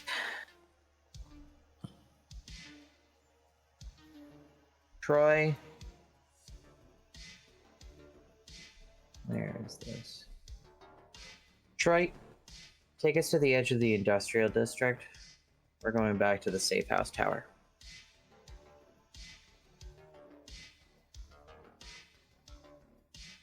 All back to episode 2, baby! Good old Rubik's Cube. Plotting course to industrial zone safe houses. Roll. Yeah. All right. Hopefully we That's a weren't negative one- 2. I think, yeah, I'm gonna invoke another fate point for that one. Or just gonna go down the line on this one. Not quite a real boy. I think Troy's going to turn off a couple of the faculties that would cause him to be distracted by this conversation, so that he is better able to maintain his concentration on the road. Okay. So we roll.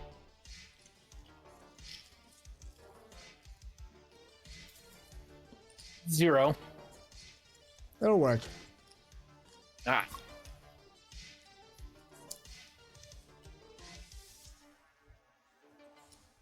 Oh, sure would be nice to have a driver. Oh, well.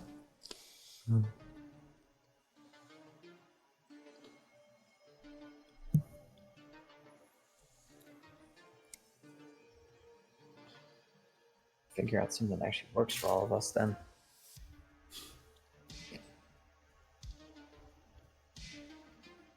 Well, we should leave you with a phone. Codex.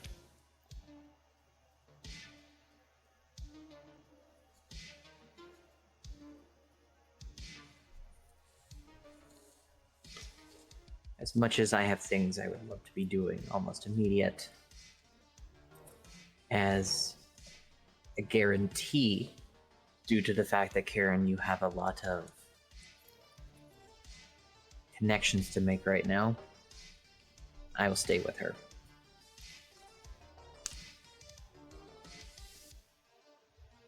That would work. I hope that is acceptable for you, Sabine. I know you wish to be by Karen's side, but we're not leaving you alone, but we're not also leaving you out in the open either.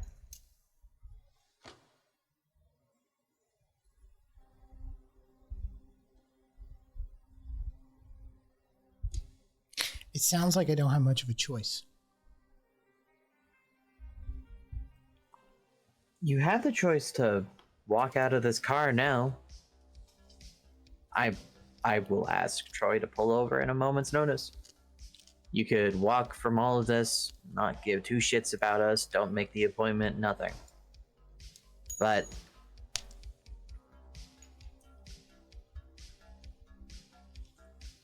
I think I'm genuine when I say I'm actually worried about your safety. And I think this is the best way you can stay safe. Give me a roll. For what? Krill being vulnerable. +1.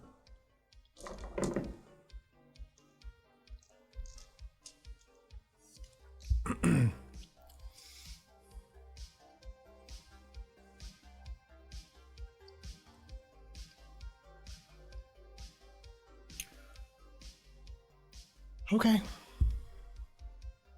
Okay.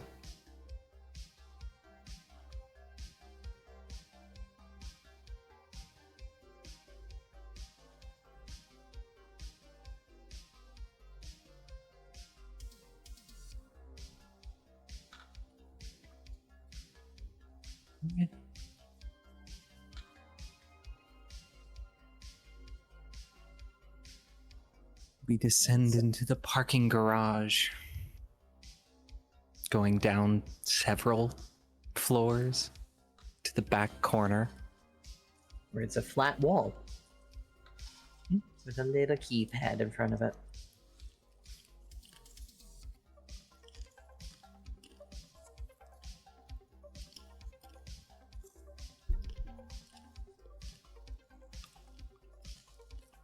Krill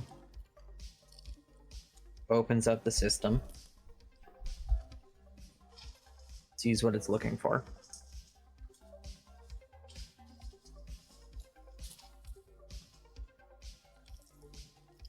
Looking for payment, ID, keypad, and key code.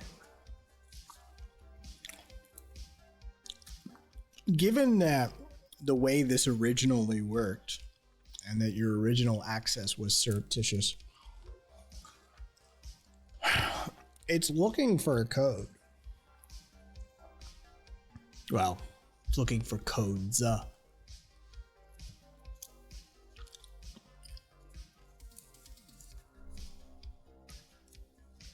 Krill just squints at it. You zapped me last time I was here. Troy! This is your home turf.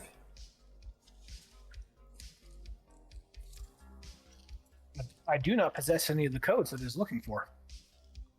Neither did we the first time we were here.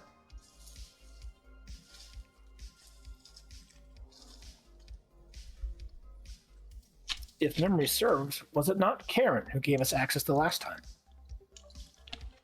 It was. I can make the phone call. If we want to pull that favor, I'm not going to say no. Troy, do you want to give it a shot to get through on your own? I can always make the attempt. However, I do not know what security features are available in this. A failure could potentially compromise this. Send out an alert.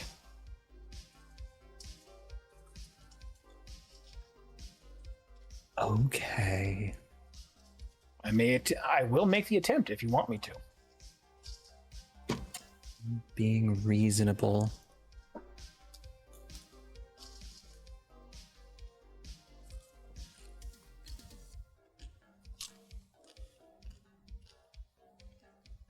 And it wasn't episode 2, it was episode 1.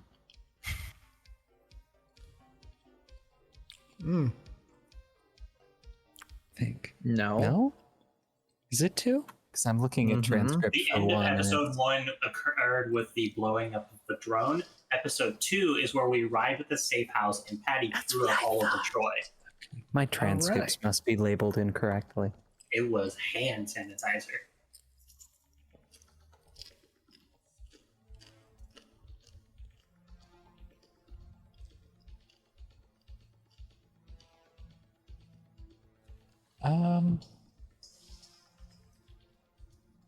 Was it Nerty one that I called for this too? I think it was. I believe so. I'm just double checking. He's a good friend of mine to know. Just give me minimum. This is quite literally why you created him. Yeah, I couldn't remember if it was this or another thing. Okay. All right, yeah, no, call up Nerdy one. This whole session's just been a trip down memory lane. God damn, right?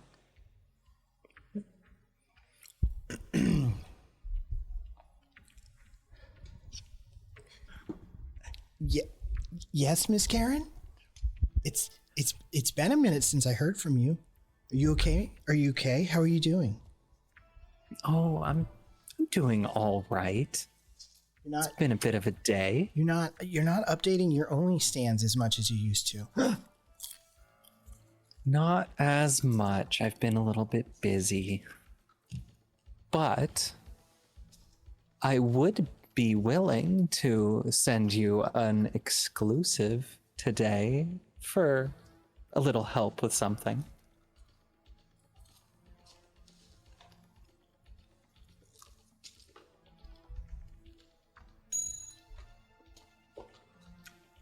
Whatever that was, it's gone.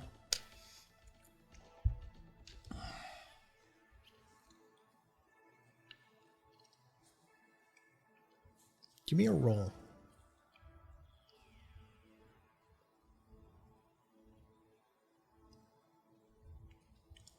Flat 0. Karen.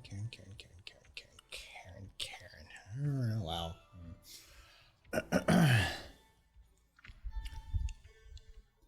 Karen, you feel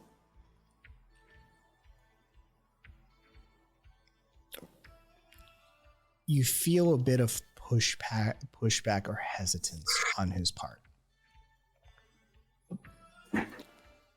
I'm willing to do the yogurt thing today.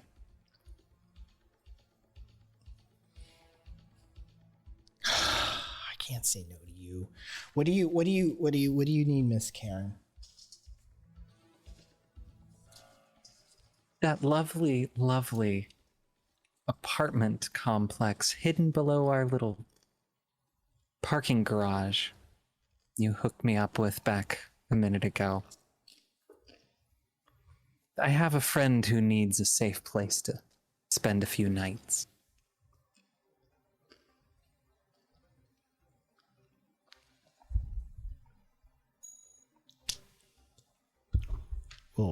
Will they do the yogurt thing with you?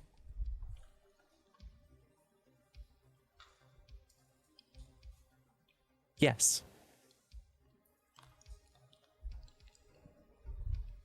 Did Karen look at Krill? Karen looked at Krill and Sabine.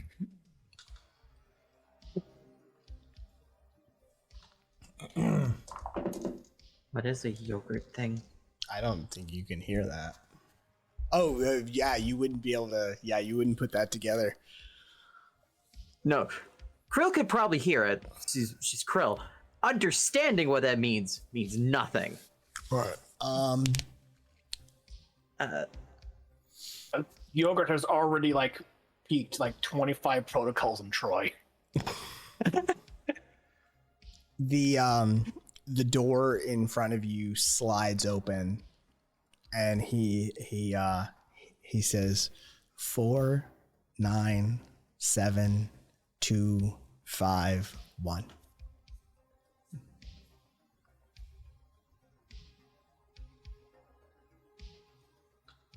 Or 97251.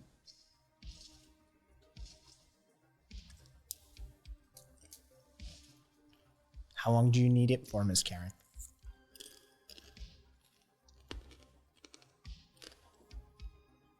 At least 2 days.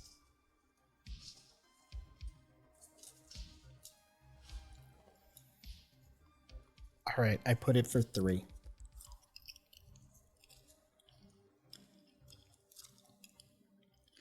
That will be more than enough.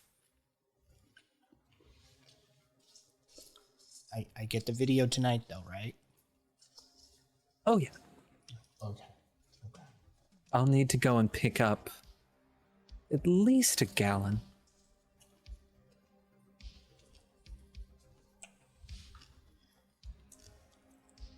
Do you have any preference on flavor? Strawberry. Ooh. I was going to pick that anyway. Beautiful.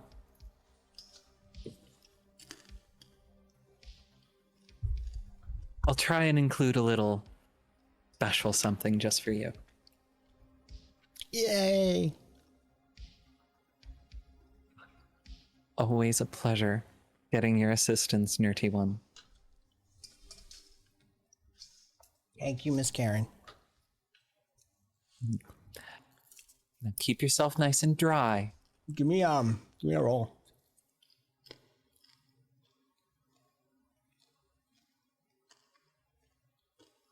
+1. How quickly do you hang up?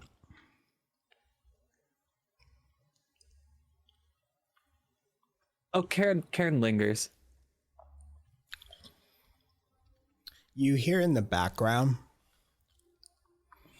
you hear Nerdy One kind of, you hear,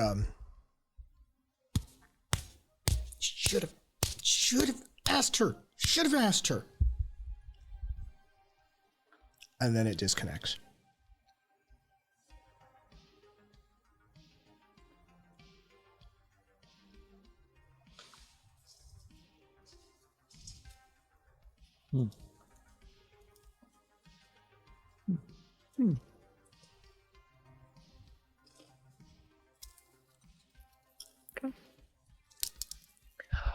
Well, Sabine and Krell,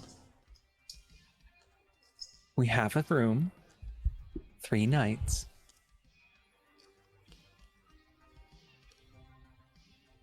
Now, I need to go talk to our friend and pick up a rather large tub of yogurt. What the fuck is the yogurt, Karen? Payment for the room. That doesn't answer my question. I can put 2 and 2 together that this is something you have wagered. There'll be a little bit of yogurt and bathtub, and at least you, if Sabine wants to join in, it would be even better. They would love that. And just a little bit of photo shoot with some shoes off. We don't need to include anything risque. At least not too risque.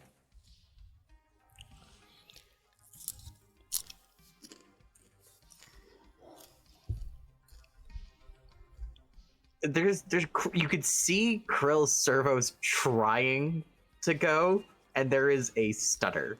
She is glitching like her old body. She's Are you telling me the first ludicious act I'm going to be doing is with yogurt? And, depends on how you feel about it. Karen, give me a roll. Krill, give me a roll. Good one.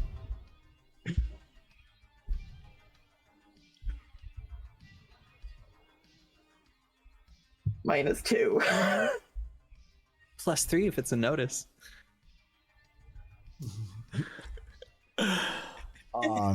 Karen, give me another roll.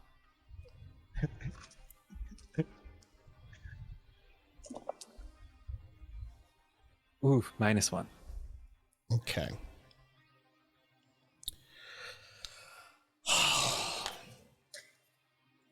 So, Krill, Karen's making a lot of sense. She's very good at building rapport, right? She's making a lot of sense in this moment, right? It's just, you got to do what you got to do. Karen, you glance over at Sabine.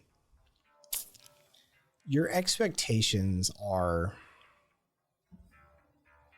she's frumpy, right? She's a frumpy middle manager, that sort of thing. She's looking at you knowingly. And she just says, that'd be a trip down memory lane. Oh.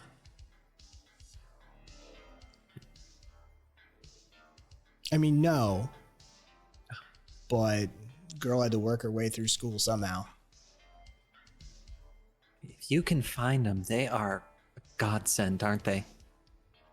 They'll pay. But you two have fun. Oh. I always do. Takes forever to get the yogurt out of all of the crevices. Never had something up my crevice. How was the first time?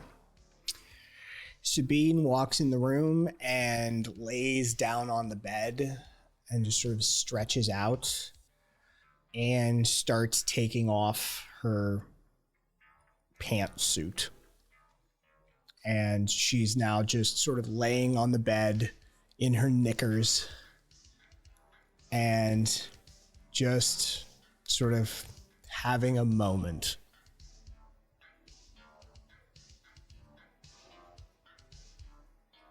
Is she going to watch? Up to her.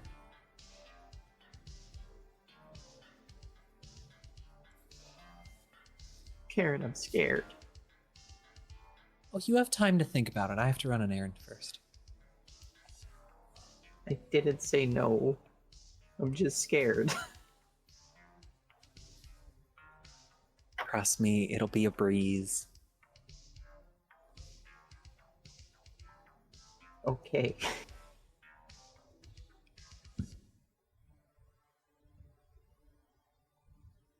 Why do people like yogurt? It reminds him of cum. She's right, actually. Disgust forms the basis of nearly 50% of all fetishes. Oh, at least. Thank you, Troy. You're welcome. Yeah, so are people disgusted by tentacles? Yes. Oh. I like tentacles. So do 50% of people. Oh.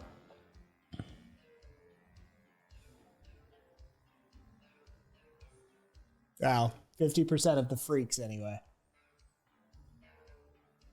There is significant overlap between disgust and attraction. Mm-hmm. You might be discovering a niche. Just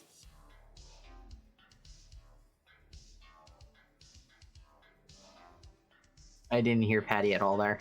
it's okay. I didn't say it. Just go with the flow.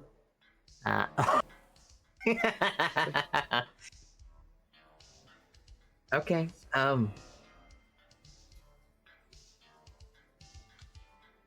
If you're out, can you bring back food? I don't want to do this on an empty stomach.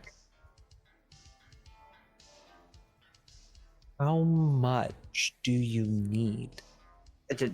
Not like I'm not trying to recharge my whole battery here. I'm learning food is comforting. This is a recent discovery of mine. Okay. Anything in particular? Surprise me. Just make it large. Okay.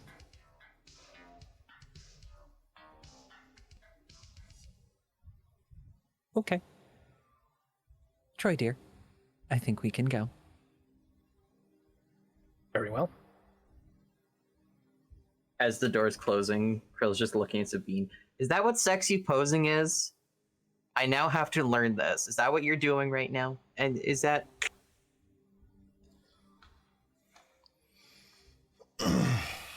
What do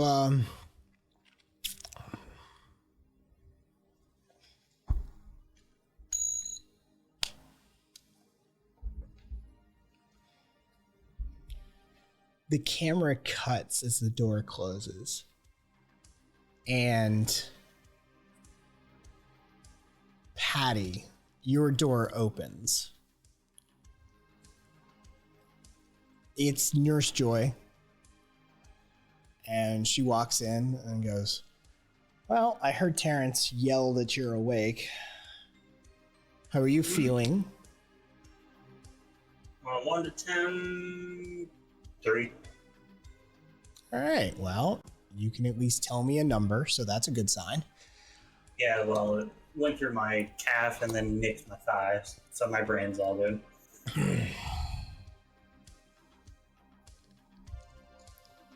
Well, there's no real reason for us to hang on to you. Yep. You're, I was just waiting for the you're release. stable, so you want to try and stand up? Sure. And turns on and puts some weight on it. What's the pain like? Give me a roll. All right. That's a +1. Between the nanotissue reconstruction and the pain meds, it feels stiff more than anything. It feels like it's just not responding. Like it really feels like clay-like sort of right now. It honestly, it feels like after a long leg day, her singular leg is just kind of dead. Yeah. Now, don't strain it. Stop trying to overdo it. Just hobble. Should I get you a wheelchair? Nah. Just give me a few minutes to get the blood flowing. It'll be fine. Yeah, well, try not to let it flow as much as it was when you came in. I can make promises it won't be within the next 24 hours. Actually, make that 18. Okay, well, yeah, all right. Well, we have your account on account on file. Consider yourself discharged. Thanks. Appreciate it. See you tomorrow. See ya. And as soon as she walks out, she's stretching, just working through some of the joints, through some of the ligaments, just to get the blood flowing. And eventually it starts warming up a little bit. And as she's kind of like looking down, she doesn't have much clothes on right now. So there's like a mirror in one of the walls, and she kind of just sees like the crisscrossing of scars that are like coming from what looks like different places where she's been shot, where she's been cut, like just this kind of pattern of cuts and scrapes and different scars that she has. And as she's kind of like looking up for a minute, she's lost track of how many times she's gotten hit, stabbed, punched, shot at this point, but she can't see that scar because of the complete reconstruction. But what she can note is how many times she's had a bullet go straight through. It's 15. She looks at herself, just kind of giving herself a once over, and says, well, let's get back to it. Gets dressed. Only takes a few minutes, and eventually, after she gets all of her clothes on, zips up her jacket, turns on her codex as she flips the backpack over her shoulder. She's got her gun strapped, and then just sends to Karen, I'm discharged. Where are we meeting?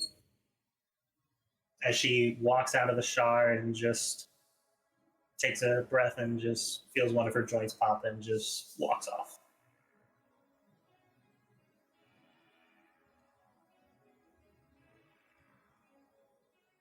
You get a message back that says, Roy and I are going to visit Miss V. You can handle your own things for a bit. She reads the message, thumbs up, and then hi. Her acting coach, is that tomorrow or today? You are still Saturday night. Okay. Yeah. So we still got 2 days. Yeah, I believe that was Monday. Yep.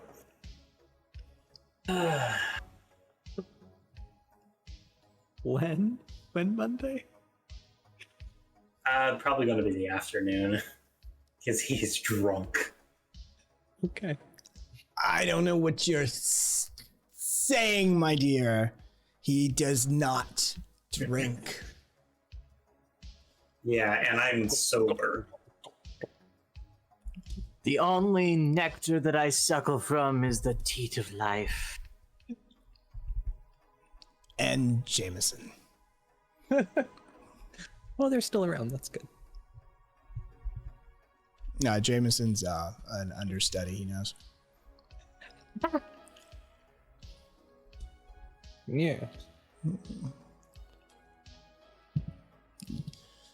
Virile young up-and-coming actor. Quite. Right. In Gotta fact, get him some photo shoots for Men's Fitness magazine. in fact, he's very up and very coming. I give him plenty of tips.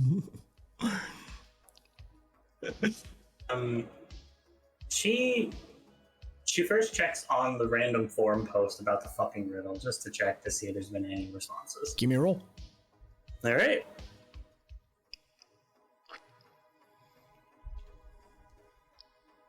-1. I don't think any aspect would apply here. What are your let's see, hold on. Let me see.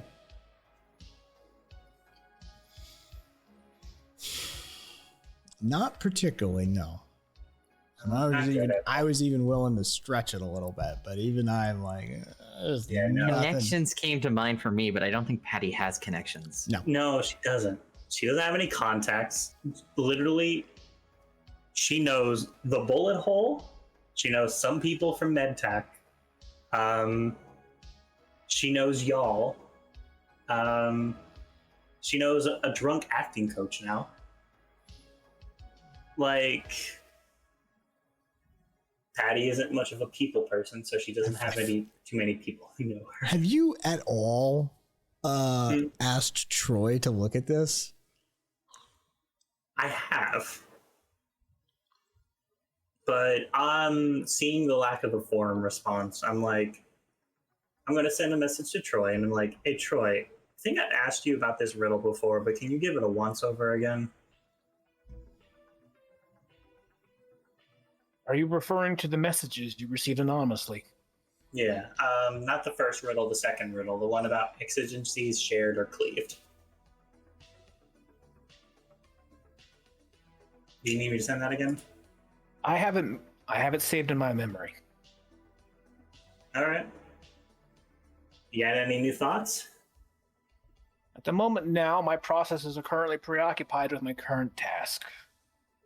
When I have time to properly settle, or have time to properly work on, or when I have time, I will dedicate some processes to this. All right. All right, well, whenever you get the moment, just give me an update and tell me if you all need anything. And she clicks off the message. Even despite getting shot in this moment, even having come out of the industrial section, out of that fight, she's gonna make her way a little closer to where they had the fight, but not get super close yet. Kind of just see if she can get a vibe, see if there's anything that's standing out. Okay. She's like, I got shot. Some people are coming after us. See if we can figure something out, because she doesn't have much else to do right now. Going to do a little crime scene investigation, possibly? I see. Maybe. I have nothing. I was coming up with something and it just didn't come. David Caruso, you are not. Okay. Your idea may have not come, but Jameson did. Hey. So, Troy, give me your roll. All right.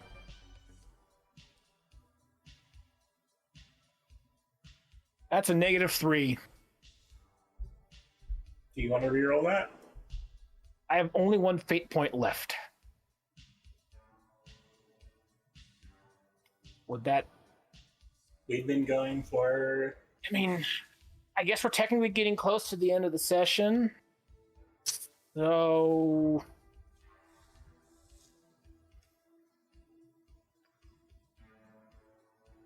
The question is, what am I rolling? Driving check. Oh, I don't know. My autism said that we were walking for some reason. Yes, I will like to re-roll that. I'm sorry. You thought Karen was gonna walk? Yeah, that's Walk. I don't know why. That was the autism taking the back seat driver. I only have one aspect to.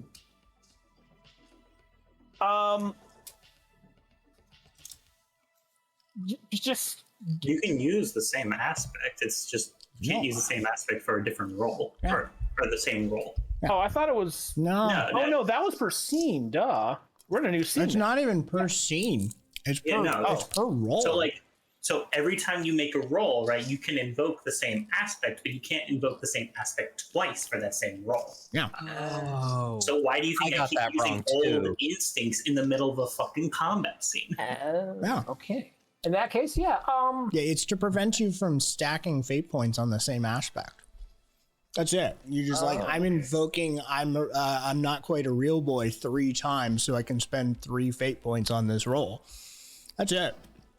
That's Okay. That's the reason there's a limiter on that. Beyond that, yeah, it's literally per roll. Okay. In that case, yeah, I'll just re-invoke former sex robot. Troy has to just recalibrate himself a little bit. He inadvertently put some processes to Patty's request for the messages that she received, and he knew he wasn't supposed to, but his own curiosity kind of got the better of him. So he has to just quickly reorientate his processes back onto driving. And Okay. that will be a then reroll. I need 2 rolls from you. Okay. First roll is a +2. Okay. Second roll is a 0. Okay. I want you to tell me which one of these is a hack and which one of these is a roll. A drive. I'll give the +2 to the drive because I think I need that. And since I have a +4 to the hack already, I'll add the 0. So it'll still be a 4. Okay.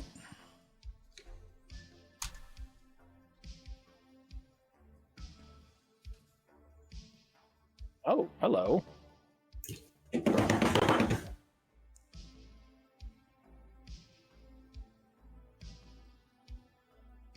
Oh, you clever bastard.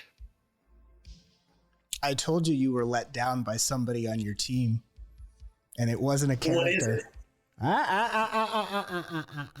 No, I know to keep this one a silent. Well, it's not a matter of size, but Troy dedicated a few cycles, took a look at the message as it was sent to him originally by Patty, and this is what he was able to put together in those few cycles, and now you're back to driving.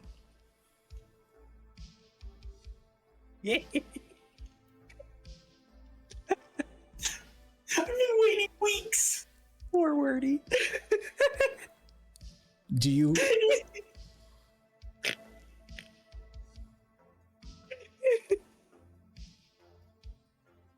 What I find funnier than Kai being a very good riddle writer is that he knew we'd be shit at understanding it, so he made it complete out, primed and ready. It just never was taken advantage of. What the fuck? And so we're ending session Dude, now. what the fuck? We are ending session now. Patty may never know. And What is it? You don't get to know, not till next session. Dude, Krill, what the fuck? Krill, you do not get to weigh on when I get to know. That is Kai. So you did do it successfully, correct, I did Caboose? do it successfully, yeah. Okay, congratulations.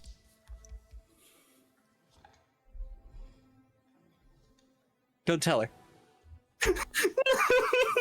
So you Be like me when a player's not allowed to know a note at the D&D table. I ate the fucking note.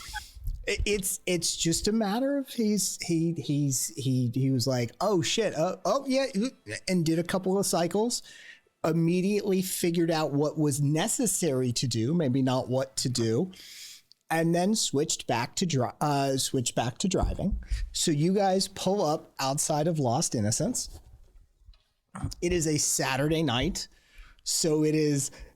Are you doing both of them now? I fucking lost it. I don't know where the hell it just went to. But there's an actual like key to them. Whoopsie. I guess you know he got lost. So you pull up You pull up outside Lost Innocence, and it is Saturday night, so there's a line. It's we're coming up on midnight territory at Club Lost Innocence. This is a busy time for them.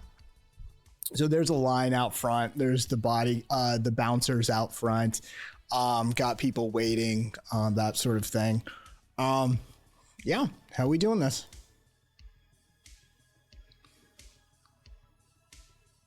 Karen walks up to the bouncers, past the line, and leans in and says, I need to speak to Miss V if she's here. Is she available?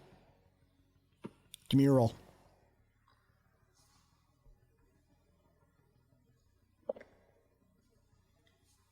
Zero.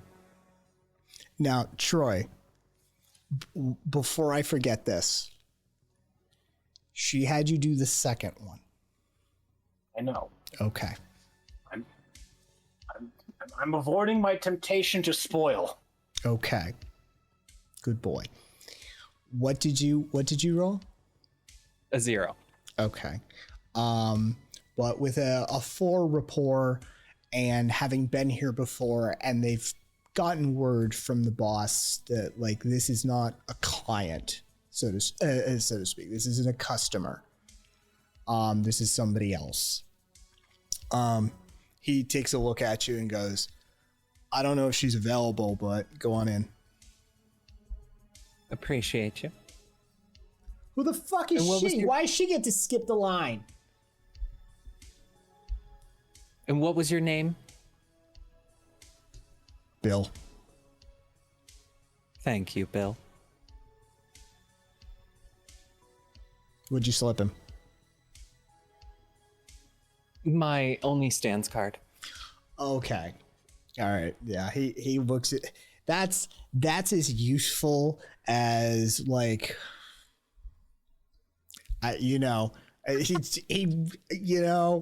he works for the largest producer of pornography in the arcologies. Like this, yeah, you might as well sell sand to a Bedouin or at a Bedouin at that point. You're just like, he takes a look at it and goes, thanks.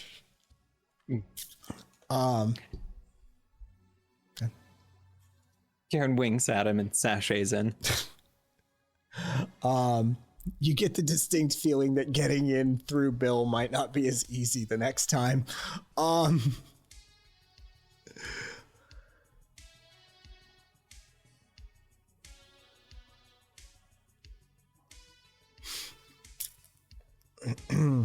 Karen heads inside.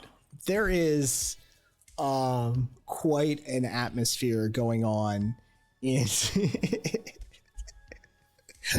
there's quite an atmosphere going on in Lost Innocence at this point. Every booth is full. There's vids being shot. There's sex work being done. The DJ's at the booth. The bar is lined up. There's people on the dance floor. This club is fucking bumping at this point, right? You can see that Miss Vivian is in the back in her corner booth, but holding court to a certain degree. There seems to be a few people, and there seems to be drinks across the table.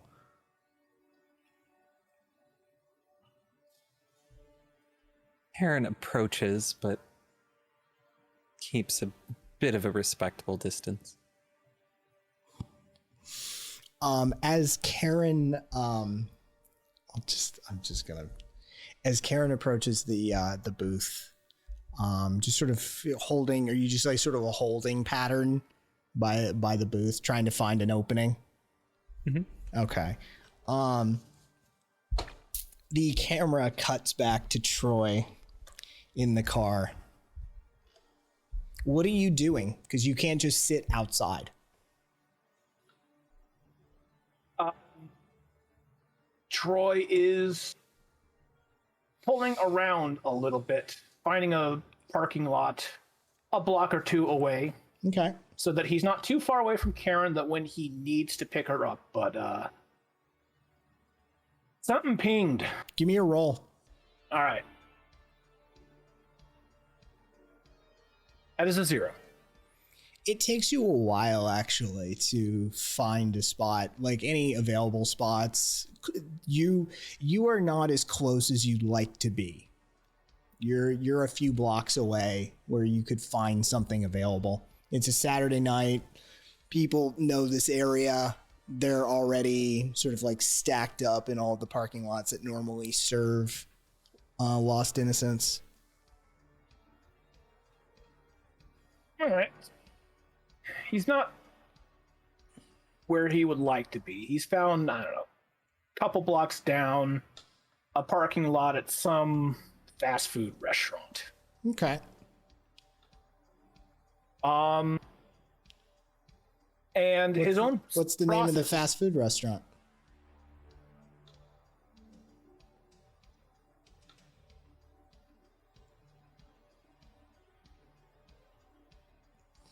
Doug Fruggers. What is it? Doug Fruggers. Dud Fruggers. I'm glad these sunglasses can hide my emotions. Okay. What do they serve at Dud Fruggers? It's a specialty burger joint. They serve I mean, it's not the highest quality burgers you can get, but it's not like your standard run-of-the-mill like Burger King or something like that. They have a higher quality selection of food and stuff. They have they just sort of give you a patty and a bun, and they have out a big assortment and array of like toppings and stuff that you can put onto your burger yourself. The only thing you can really order is just the size of the burger and what kind of bun you want and the number of patties, but otherwise it lets you completely customize your burger any way you want. Okay. All right. So while you're sitting at Dud Frugger's parking lot on a Saturday night, what's Troy doing? Well, one of his processes that he did just sort of set aside to Patty to caress is just ping back with something. And that piques an irresistible interest to Troy now. Troy, being a being of information, just received new and novel information. It's really, quite literally, the only thing he actually values is information. And since he has both of these messages saved into his memory banks, he's going to apply the same process to the other image, to the other message.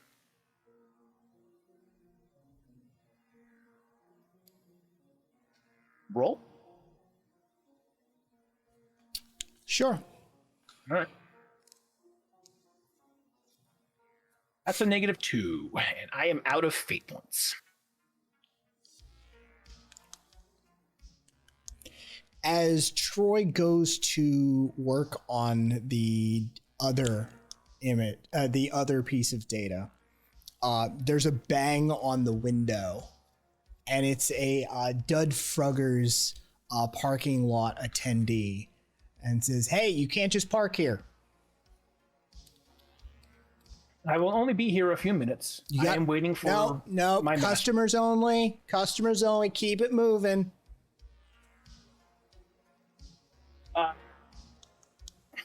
Troy, trying to visibly hide his frustration,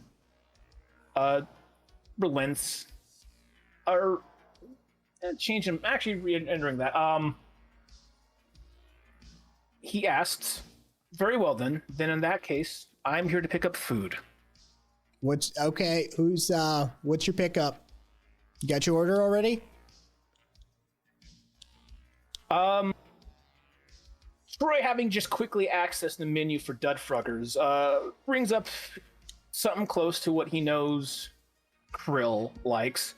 She's had some pretty big fucking burgers. So he's going to order. I will have a 3-patty burger with sesame buns. I got a 3-patty burger with sesame buns. What you want on it?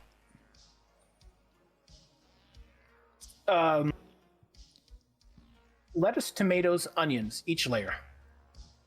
Got triple layer lettuce, tomato, onion. What else?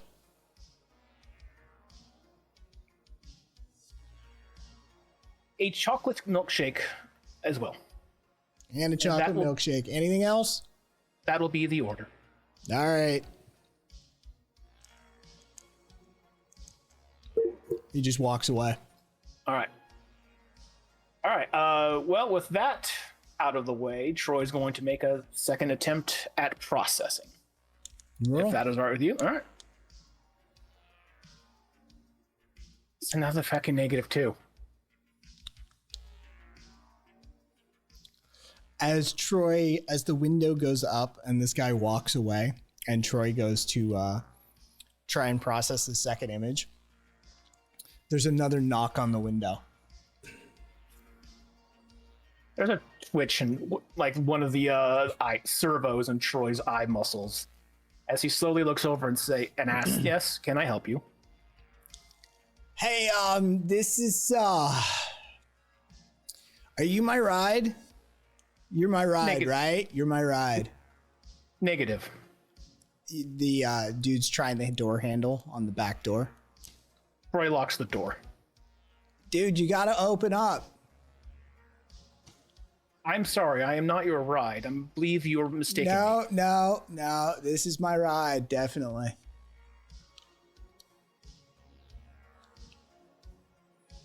Humans do not. Humans cause so many and irreservable cycles. Please step away from the vehicle, or I will have to alert the authorities. Bro, why you gotta be harsh like that? No one needs to call the cops. You're the one who showed up. You're like my ride. Like, why'd you show up if you don't want to let me? Like, if you don't want the ride?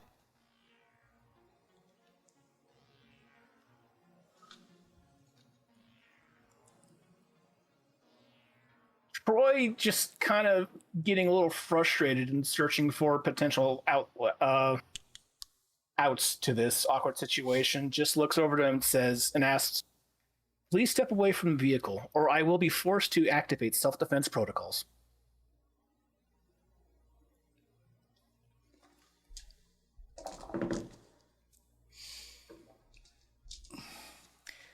Bro. Don't be like that, bro. Bro.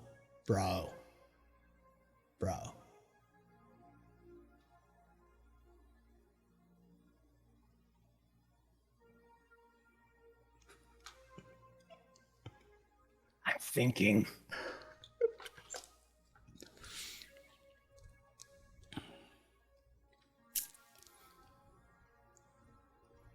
Remember a while back when I said I have all of your numbers? Yep. Yeah. Social situations that don't have a clear out.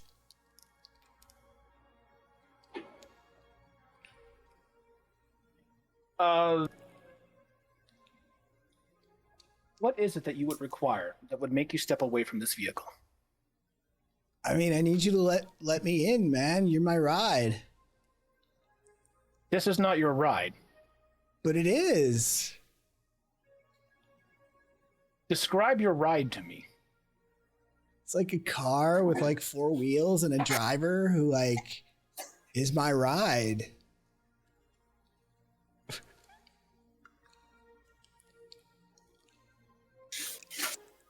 I feel I must reiterate, this is not your ride. You have mistaken me for someone else. Dude, bro.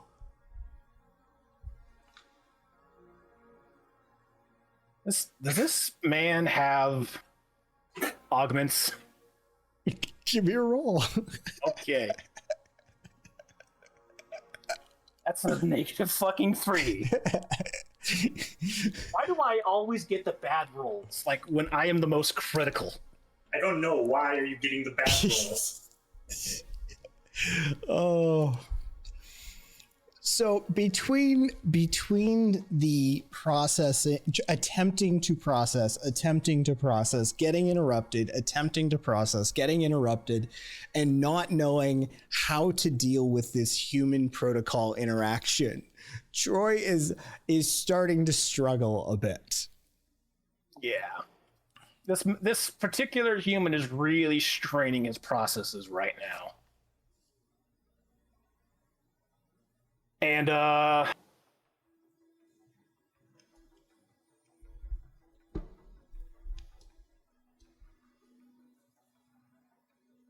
Roy reaches out into the net to one of the nearby cars in the parking lot and honks it and uses honks the horn a couple of times in one of the cars.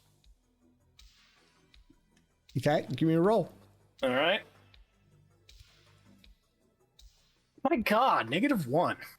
3 is sufficient to honk a horn. Okay. So he honks the horn a couple of times and in an impatient rhythm and states, "I believe that is your ride."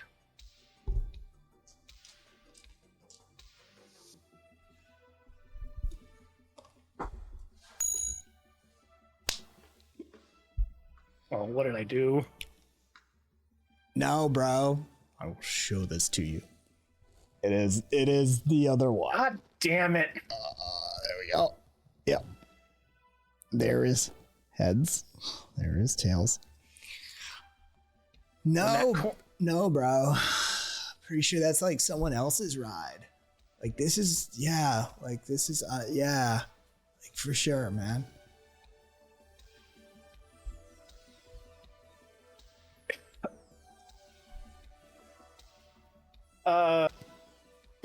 Troy does send a message real quick to Karen and states, "Will you be any longer?" You don't get a reply.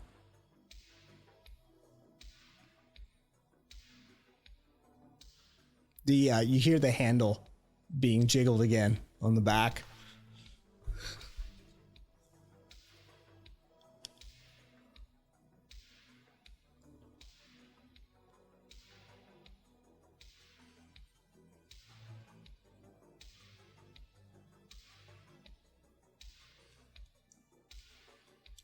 Well, considering how useful it was recently, Troy's going to reach out into the net and take over a drone. Something small-ish. Okay. Maybe a smaller, he's going to take over a smaller courier drone of some kind. Okay. Nothing quite as big as like the Amazon level one that he took over, but something that takes like a mail carrier or something. Give me a roll. All right. It's a -1. Troy reaches out, grabs an overhead, a drone passing by overhead. All right. Troy directs the drone to fly right into the face of the guy at his car. Give me a roll. Oh my God! Why? That is a -3.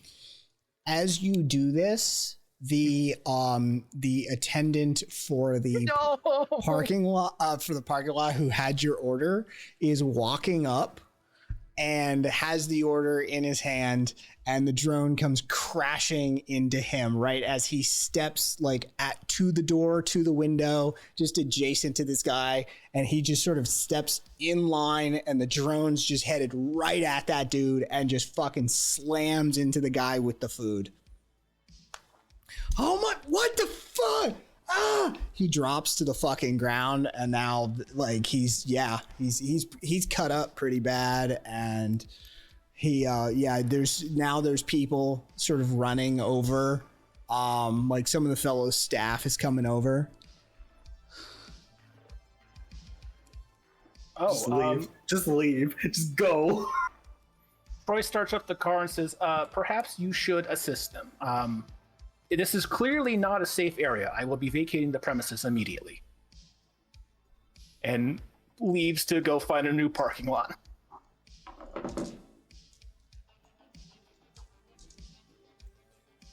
The guy is attempting to hold on to the back handle of the car. Troy doesn't stop. Okay, he skids along for about 3-4 feet before his grip gives out, and he just sort of face plants, and all you hear is in the distance, bro. If Troy could let out a sigh, Troy would let out a sigh, but he technically lacks the functions to do so. While he can simulate breathing, sorry. Yeah, go ahead. He can simulate the breathing, but the actual relief from sighing is completely useless to him. So he just states, "I do not understand humans." As Troy leaves this burger joint's parking lot trying to find a new place to sit and do some work, the camera cuts back to Lost Innocence, and we see we see I hope you're enjoying this. Oh, I mean, less than Aspen, but more than you. So the camera cuts back to Club Lost Innocence, and there's a moment where Vivian looks up and sees you. Give me your roll.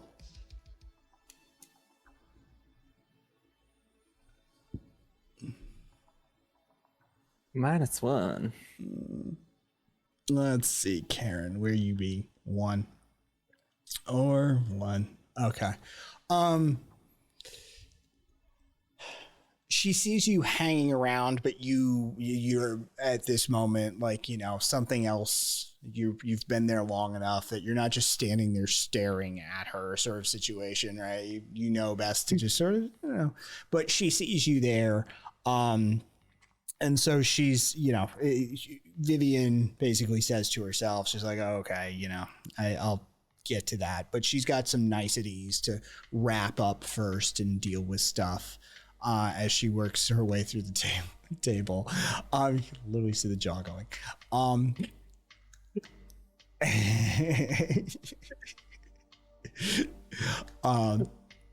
As she works her way through the sort of like, Midwest, eventually a few people from the table get up, they take their drinks, and Vivian looks at you and goes, Miss Karen.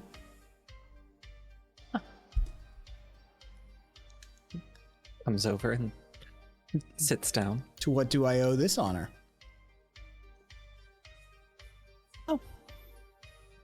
Moving some things along. Hoping to have a productive meeting on Monday. But in the meantime, I have snagged a little friend from the business. They're interested in the next line after Gavin.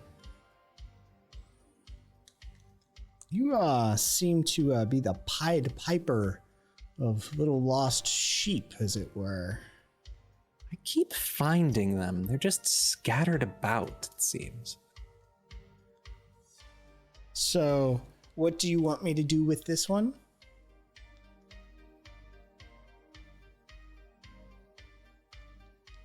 They know the business as is.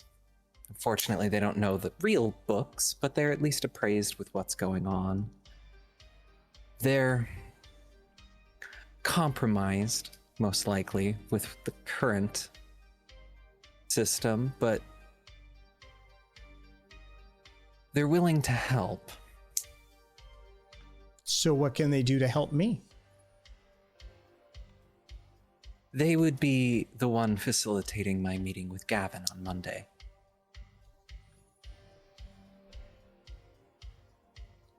And what mostly I think they want assurance and to know who you are.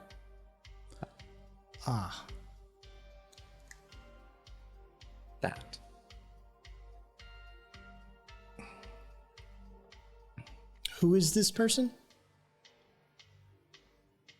Their name is Sabine. They're the business manager for A to B. Keller. Yes.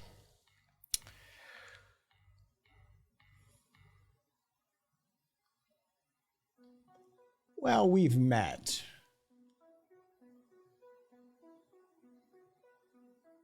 Ah.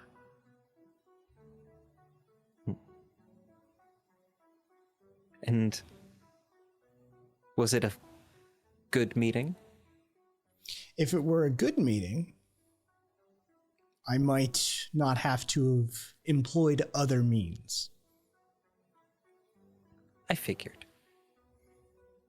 She's a stuck-up little bitch, if I might put it plainly. Prudish, almost. Not a fan of me and mine. I got that impression. So now she needs my help.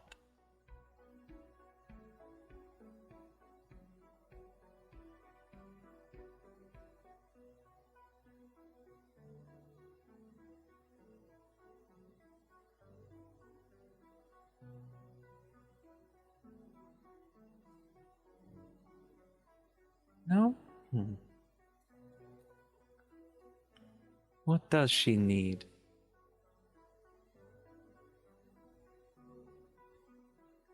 Well,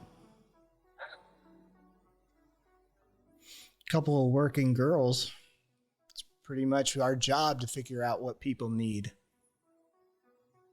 You seem to have struck up a bit of a chord with her. What does she need, Miss Karen? She wants mundane.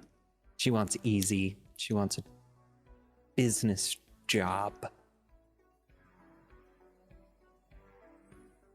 So, she wants to know who you work for, and she wants to cut a deal to be a middle manager. Yeah. You know what? We had people come in here, want to be stepped on, want to be spit on, want their nuts crushed, want to be dressed up as this, that, and the other thing. Some people are just masochists in different ways, I guess. She wants to be a cog in the machine, I guess. It's a new one on me, but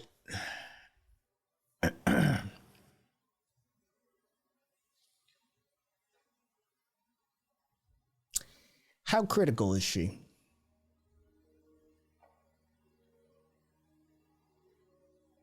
Not, as far as I can tell. To them or to us? To them.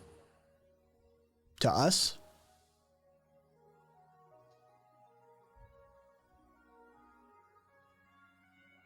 She's my best way in with Gavin.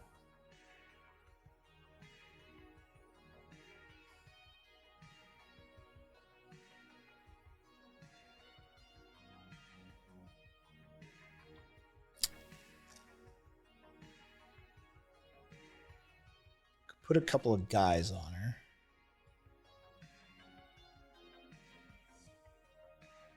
I mean, if she tries to talk to anybody, I suppose we can... that can solve itself. In the meantime, she's holed up at a safe house with my friend, spending every moment with her. All right, well, that's at least good. Do you want to hang on to her, or is this a you or a me? I have her for now, but she's reticent about moving forward without knowing more about you.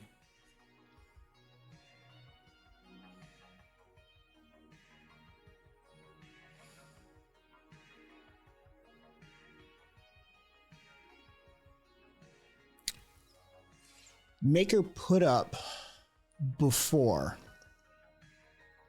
Make her make the deal. Get the in. As soon as that connection's made, we'll talk.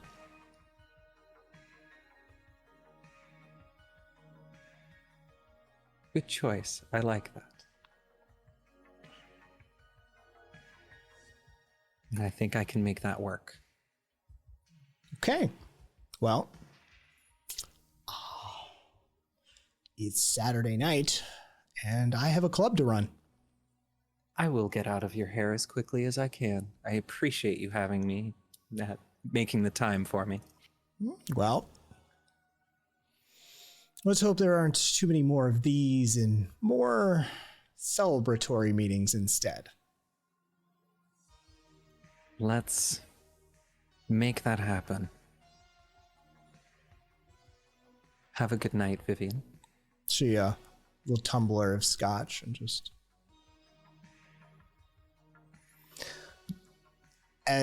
What does Karen do? Karen gets up to leave. And on the way out, stops by Bill and pats him a little bit on the shoulder. Says, "That was way quicker than I was expecting, especially on a night like this." And Karen shakes his hand, palming at 20. Okay. Little, little transferable card. He pulls it back and he's like, "You good night, miss." Toss one around for me. Glances. And he's like, "It'll be a while, but we'll do."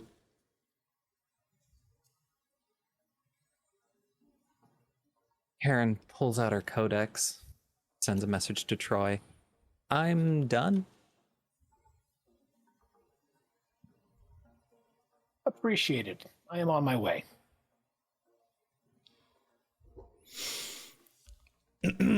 Troy, give me a roll. Fun. That's a +2. Hey, It was I'm not gonna gonna, be 2. I'm not gonna complain. Yeah. You were, as you were driving around looking for a spot, you get this message from Karen and you're just like, "Oh, well, back on the road." And you pull up outside Lost Innocence. And Karen's waiting there for you.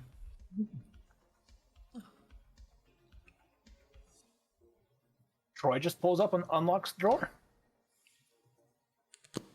Karen stands there. Is there a problem? "Would you mind getting the door, dear?" You look perfectly capable of getting in yourself. Are you currently injured? "I would appreciate it." Very well then. And Troy puts the car into park. Activates the parking brake. Gets out and walks around to the other side of the car to open the door for Karen.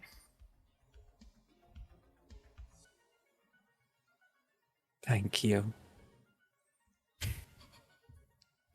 And slides in. All right. After that little confusing charade, Troy gets back in and asks, "Where would you like to go?" "Well, we need some yogurt first. So And a big box of pantyhose." Shall I search up the closest location for a convenience store? That would be great. Plotting a route to Bilby's. There's one right down the street. Wait, Bilbies. something I came up with on the spot.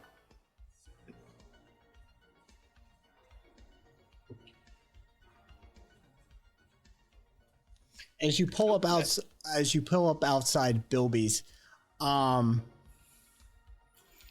there's there's Bill the bee, the mascot of the store, giant holographic neon yellow,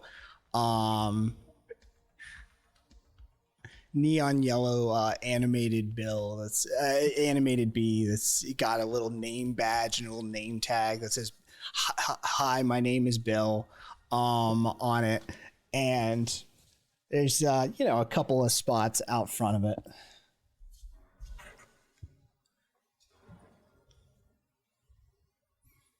Will you need me to accompany you? Oh, only if you like. Why? What are you gonna do? A brief thought on Troy, considering the last time that he was alone in the car.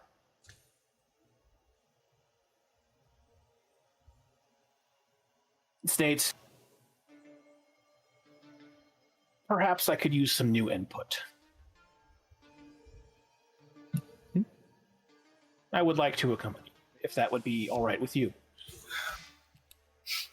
Could always use a good escort. And Karen hooks her arm around Troy's. Shall I lead the way? Sure. All right. Both Karen and Troy walk into Bilby's. The camera cuts as you guys walk into Bilby's, and we find ourselves back at the safe house with Krill and Sabine. And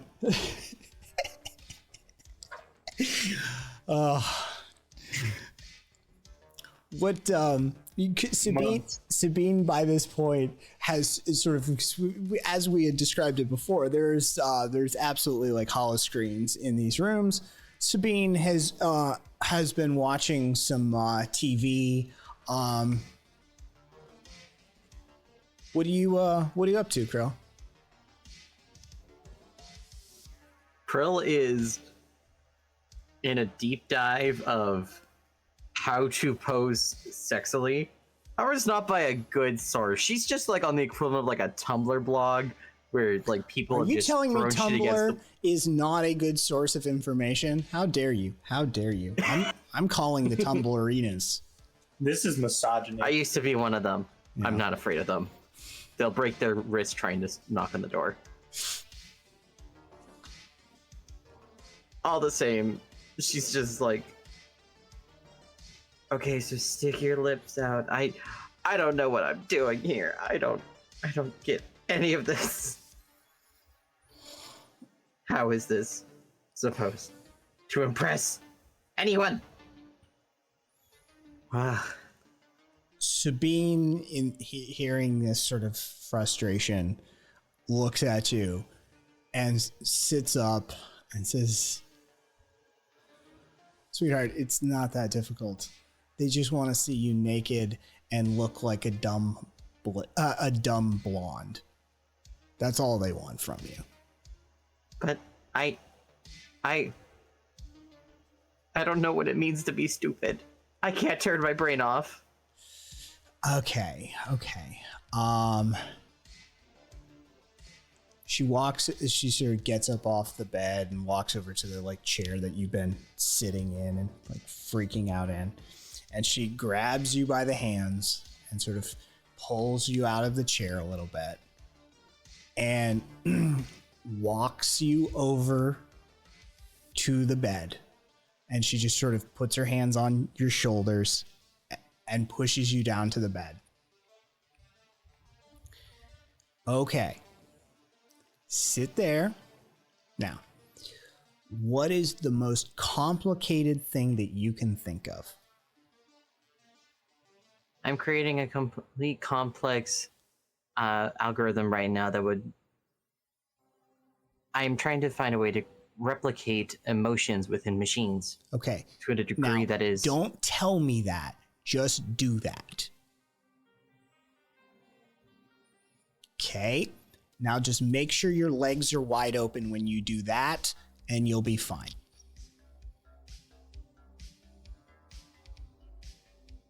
Like this? And she basically grabs the side of your knees and closes them. And she's like, yes, like that.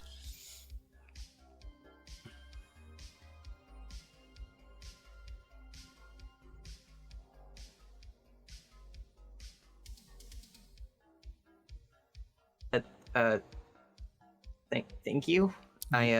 You're welcome. Just look confused, like you can't quite figure something out. Make sure you're naked, and make sure they can see all of the parts. That's really all they care about. I'm completely confused by all of this, so that shouldn't be too hard. There you go. You're good to go. And she just sort of like walks around you, gets back on the bed, and just goes back to channel surfing.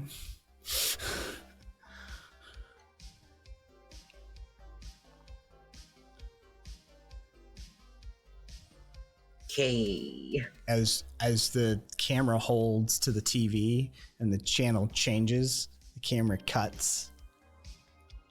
What we see Karen and Troy walking out of Bilby's with a little satchel. What have you managed to pick up? Well, unfortunately, they didn't have the bulk gallon jugs, so we had to get 4 of the quarts. But they had them, and as well as the heck? There's a bug.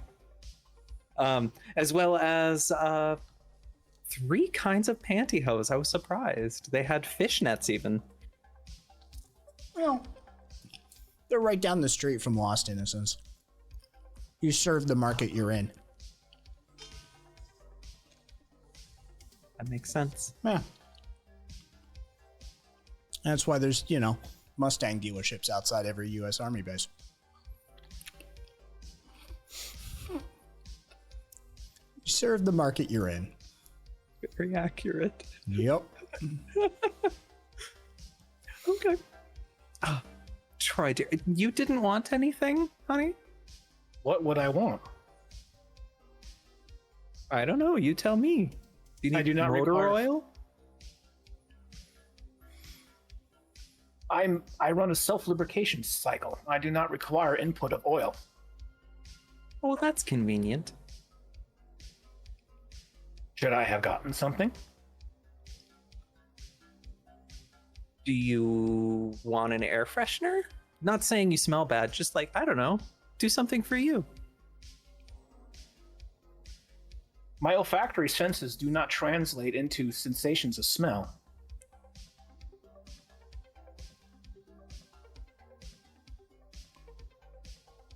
What do you like, Troy? There's a flick of Troy's head as he actually seriously thinks about that. It's a question that he sort of knows the answer to, but he's never been asked personally.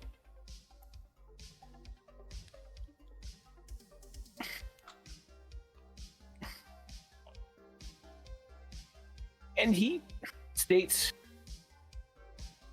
information.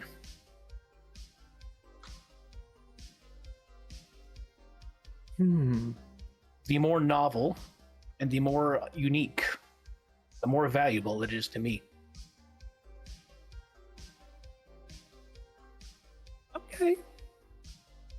Okay.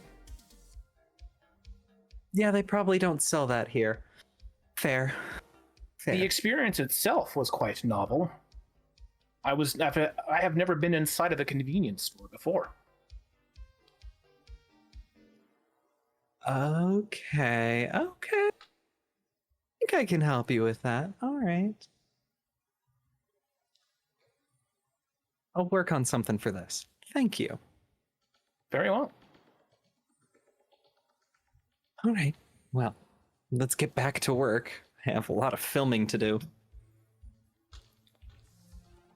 Will you be requiring my expertise for this? Actually, if you want to hold the camera, that would be really helpful. I can do this. Beautiful. He makes an excellent tripod. Yes, he does.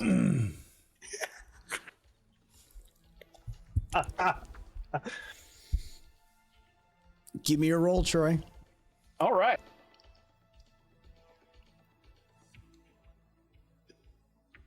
-1. Troy is Karen.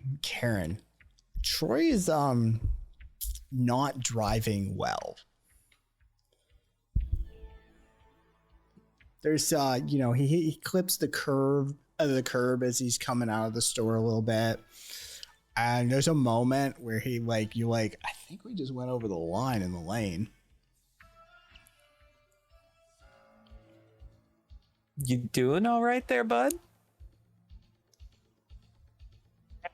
I'm currently having some difficulty prioritizing my processes. What are you trying to prioritize other than driving? Patty has tasked me with decoding some messages that she has received, as well as processing the unusual behavior I encountered a few minutes ago while you were at Lost Innocence. Oh. That's two things. Yes. Okay. Normally when I notice that my priorities have been inappropriately shifted away from the task at hand, I can reorient myself. However, for some reason, I'm finding it difficult to reorient my processes at the moment. Anything I can do to help? Unless you would like to drive, I do believe there's nothing else you can assist with. No, then okay. All right. Give me a roll and take an assist from Karen. Yay. That's a -2. Jesus. I tried. Why? Why does the dice fail me when it shouldn't? It's not about you this time. The fates are intervening, and they're just shitting on Wordy. It's great. So hard. Just want to know. I just want to know. I've been waiting months for this.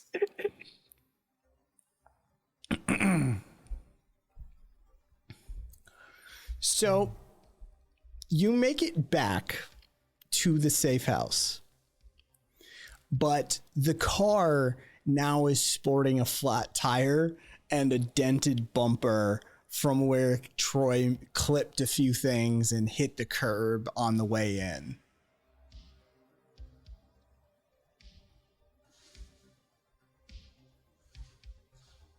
Okay.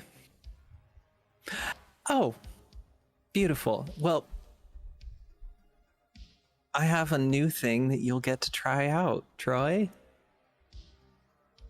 After the filming, of course. We'll do that first. But once we're done and me and Krill are taking a nap, which we inevitably will need to,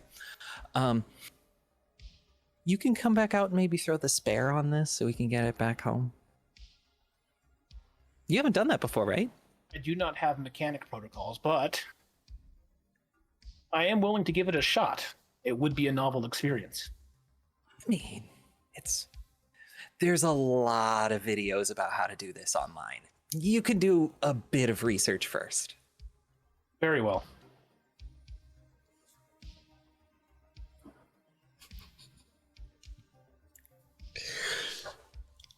So Can I end the session? No. You are not allowed. You are not allowed to end the session. Caboose, if you end the session, I will literally drive to Northern California and shoot you. I just got the best idea ever. No, But Caboose, if you end the session now, you've turned the yogurt thing from a cutaway gag into a mini game next session. no. Nothing. So what you've just learned, Caboose, is that you could possibly screw over two of your fellow players simultaneously. I am going to be genuinely blushing and breaking down Can we? by this. Okay, for the sake of Karen and Krill, Caboose? I will not end the session. This has nothing to do with you at this point, Wordy. This is completely out of your hands. I don't even think it's in Caboose's hand. I feel like I hear the machinations in Kai's mind right now. I have these 2 fate points. I have them. I would do anything to give them to you. Wordy has Assuming me. Kai knows what I was planning. So as you two walk into the as you two walk up to the door, you enter the code. You know the code, of course. It's 497251. Okay, cool. You enter the code, and Krill and Sabine, suddenly you start to feel the room move. And Sabine just sort of like holds the bed. She's like, was that just me?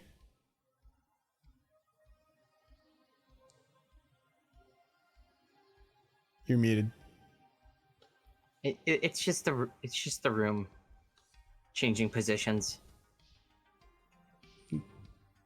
Okay, you say that like that's a normal thing. It's for safety. Okay. The room arrives, the door opens, and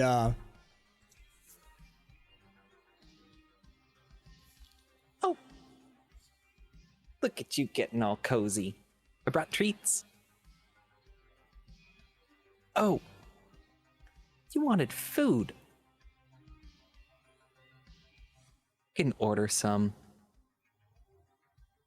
Troy here can pick it up.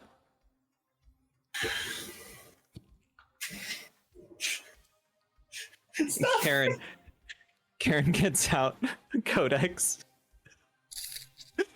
Just like, I have this really good dish I think you're gonna love. It's Egyptian. Ordered you some koshari. I don't even know what that means. Krill is just wrapped up in a blanket.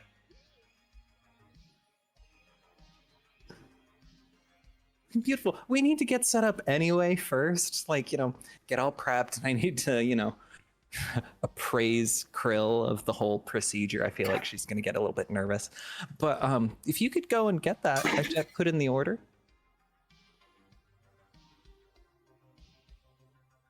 I can leave. I can go and get that. Great. You know the code to get back in, right? 497251. Beautiful. Sabine was teaching me things for the photo op. Oh, it's nice. Thanks, Sabine. Krill just like puts the blanket down and spreads her legs. Like, is this working? That's an honest start. As Troy walks out of this room with, you can see over his shoulder Krill's legs open, and like Karen just sort of, and Sabine behind. The door shuts and the camera fades to black. Wait, hold on. Please, no. Patty received a message on her codex. It's from Troy. It states, I have information regarding the messages. I will inform you of them the next time we meet at the base. And then we fade to black.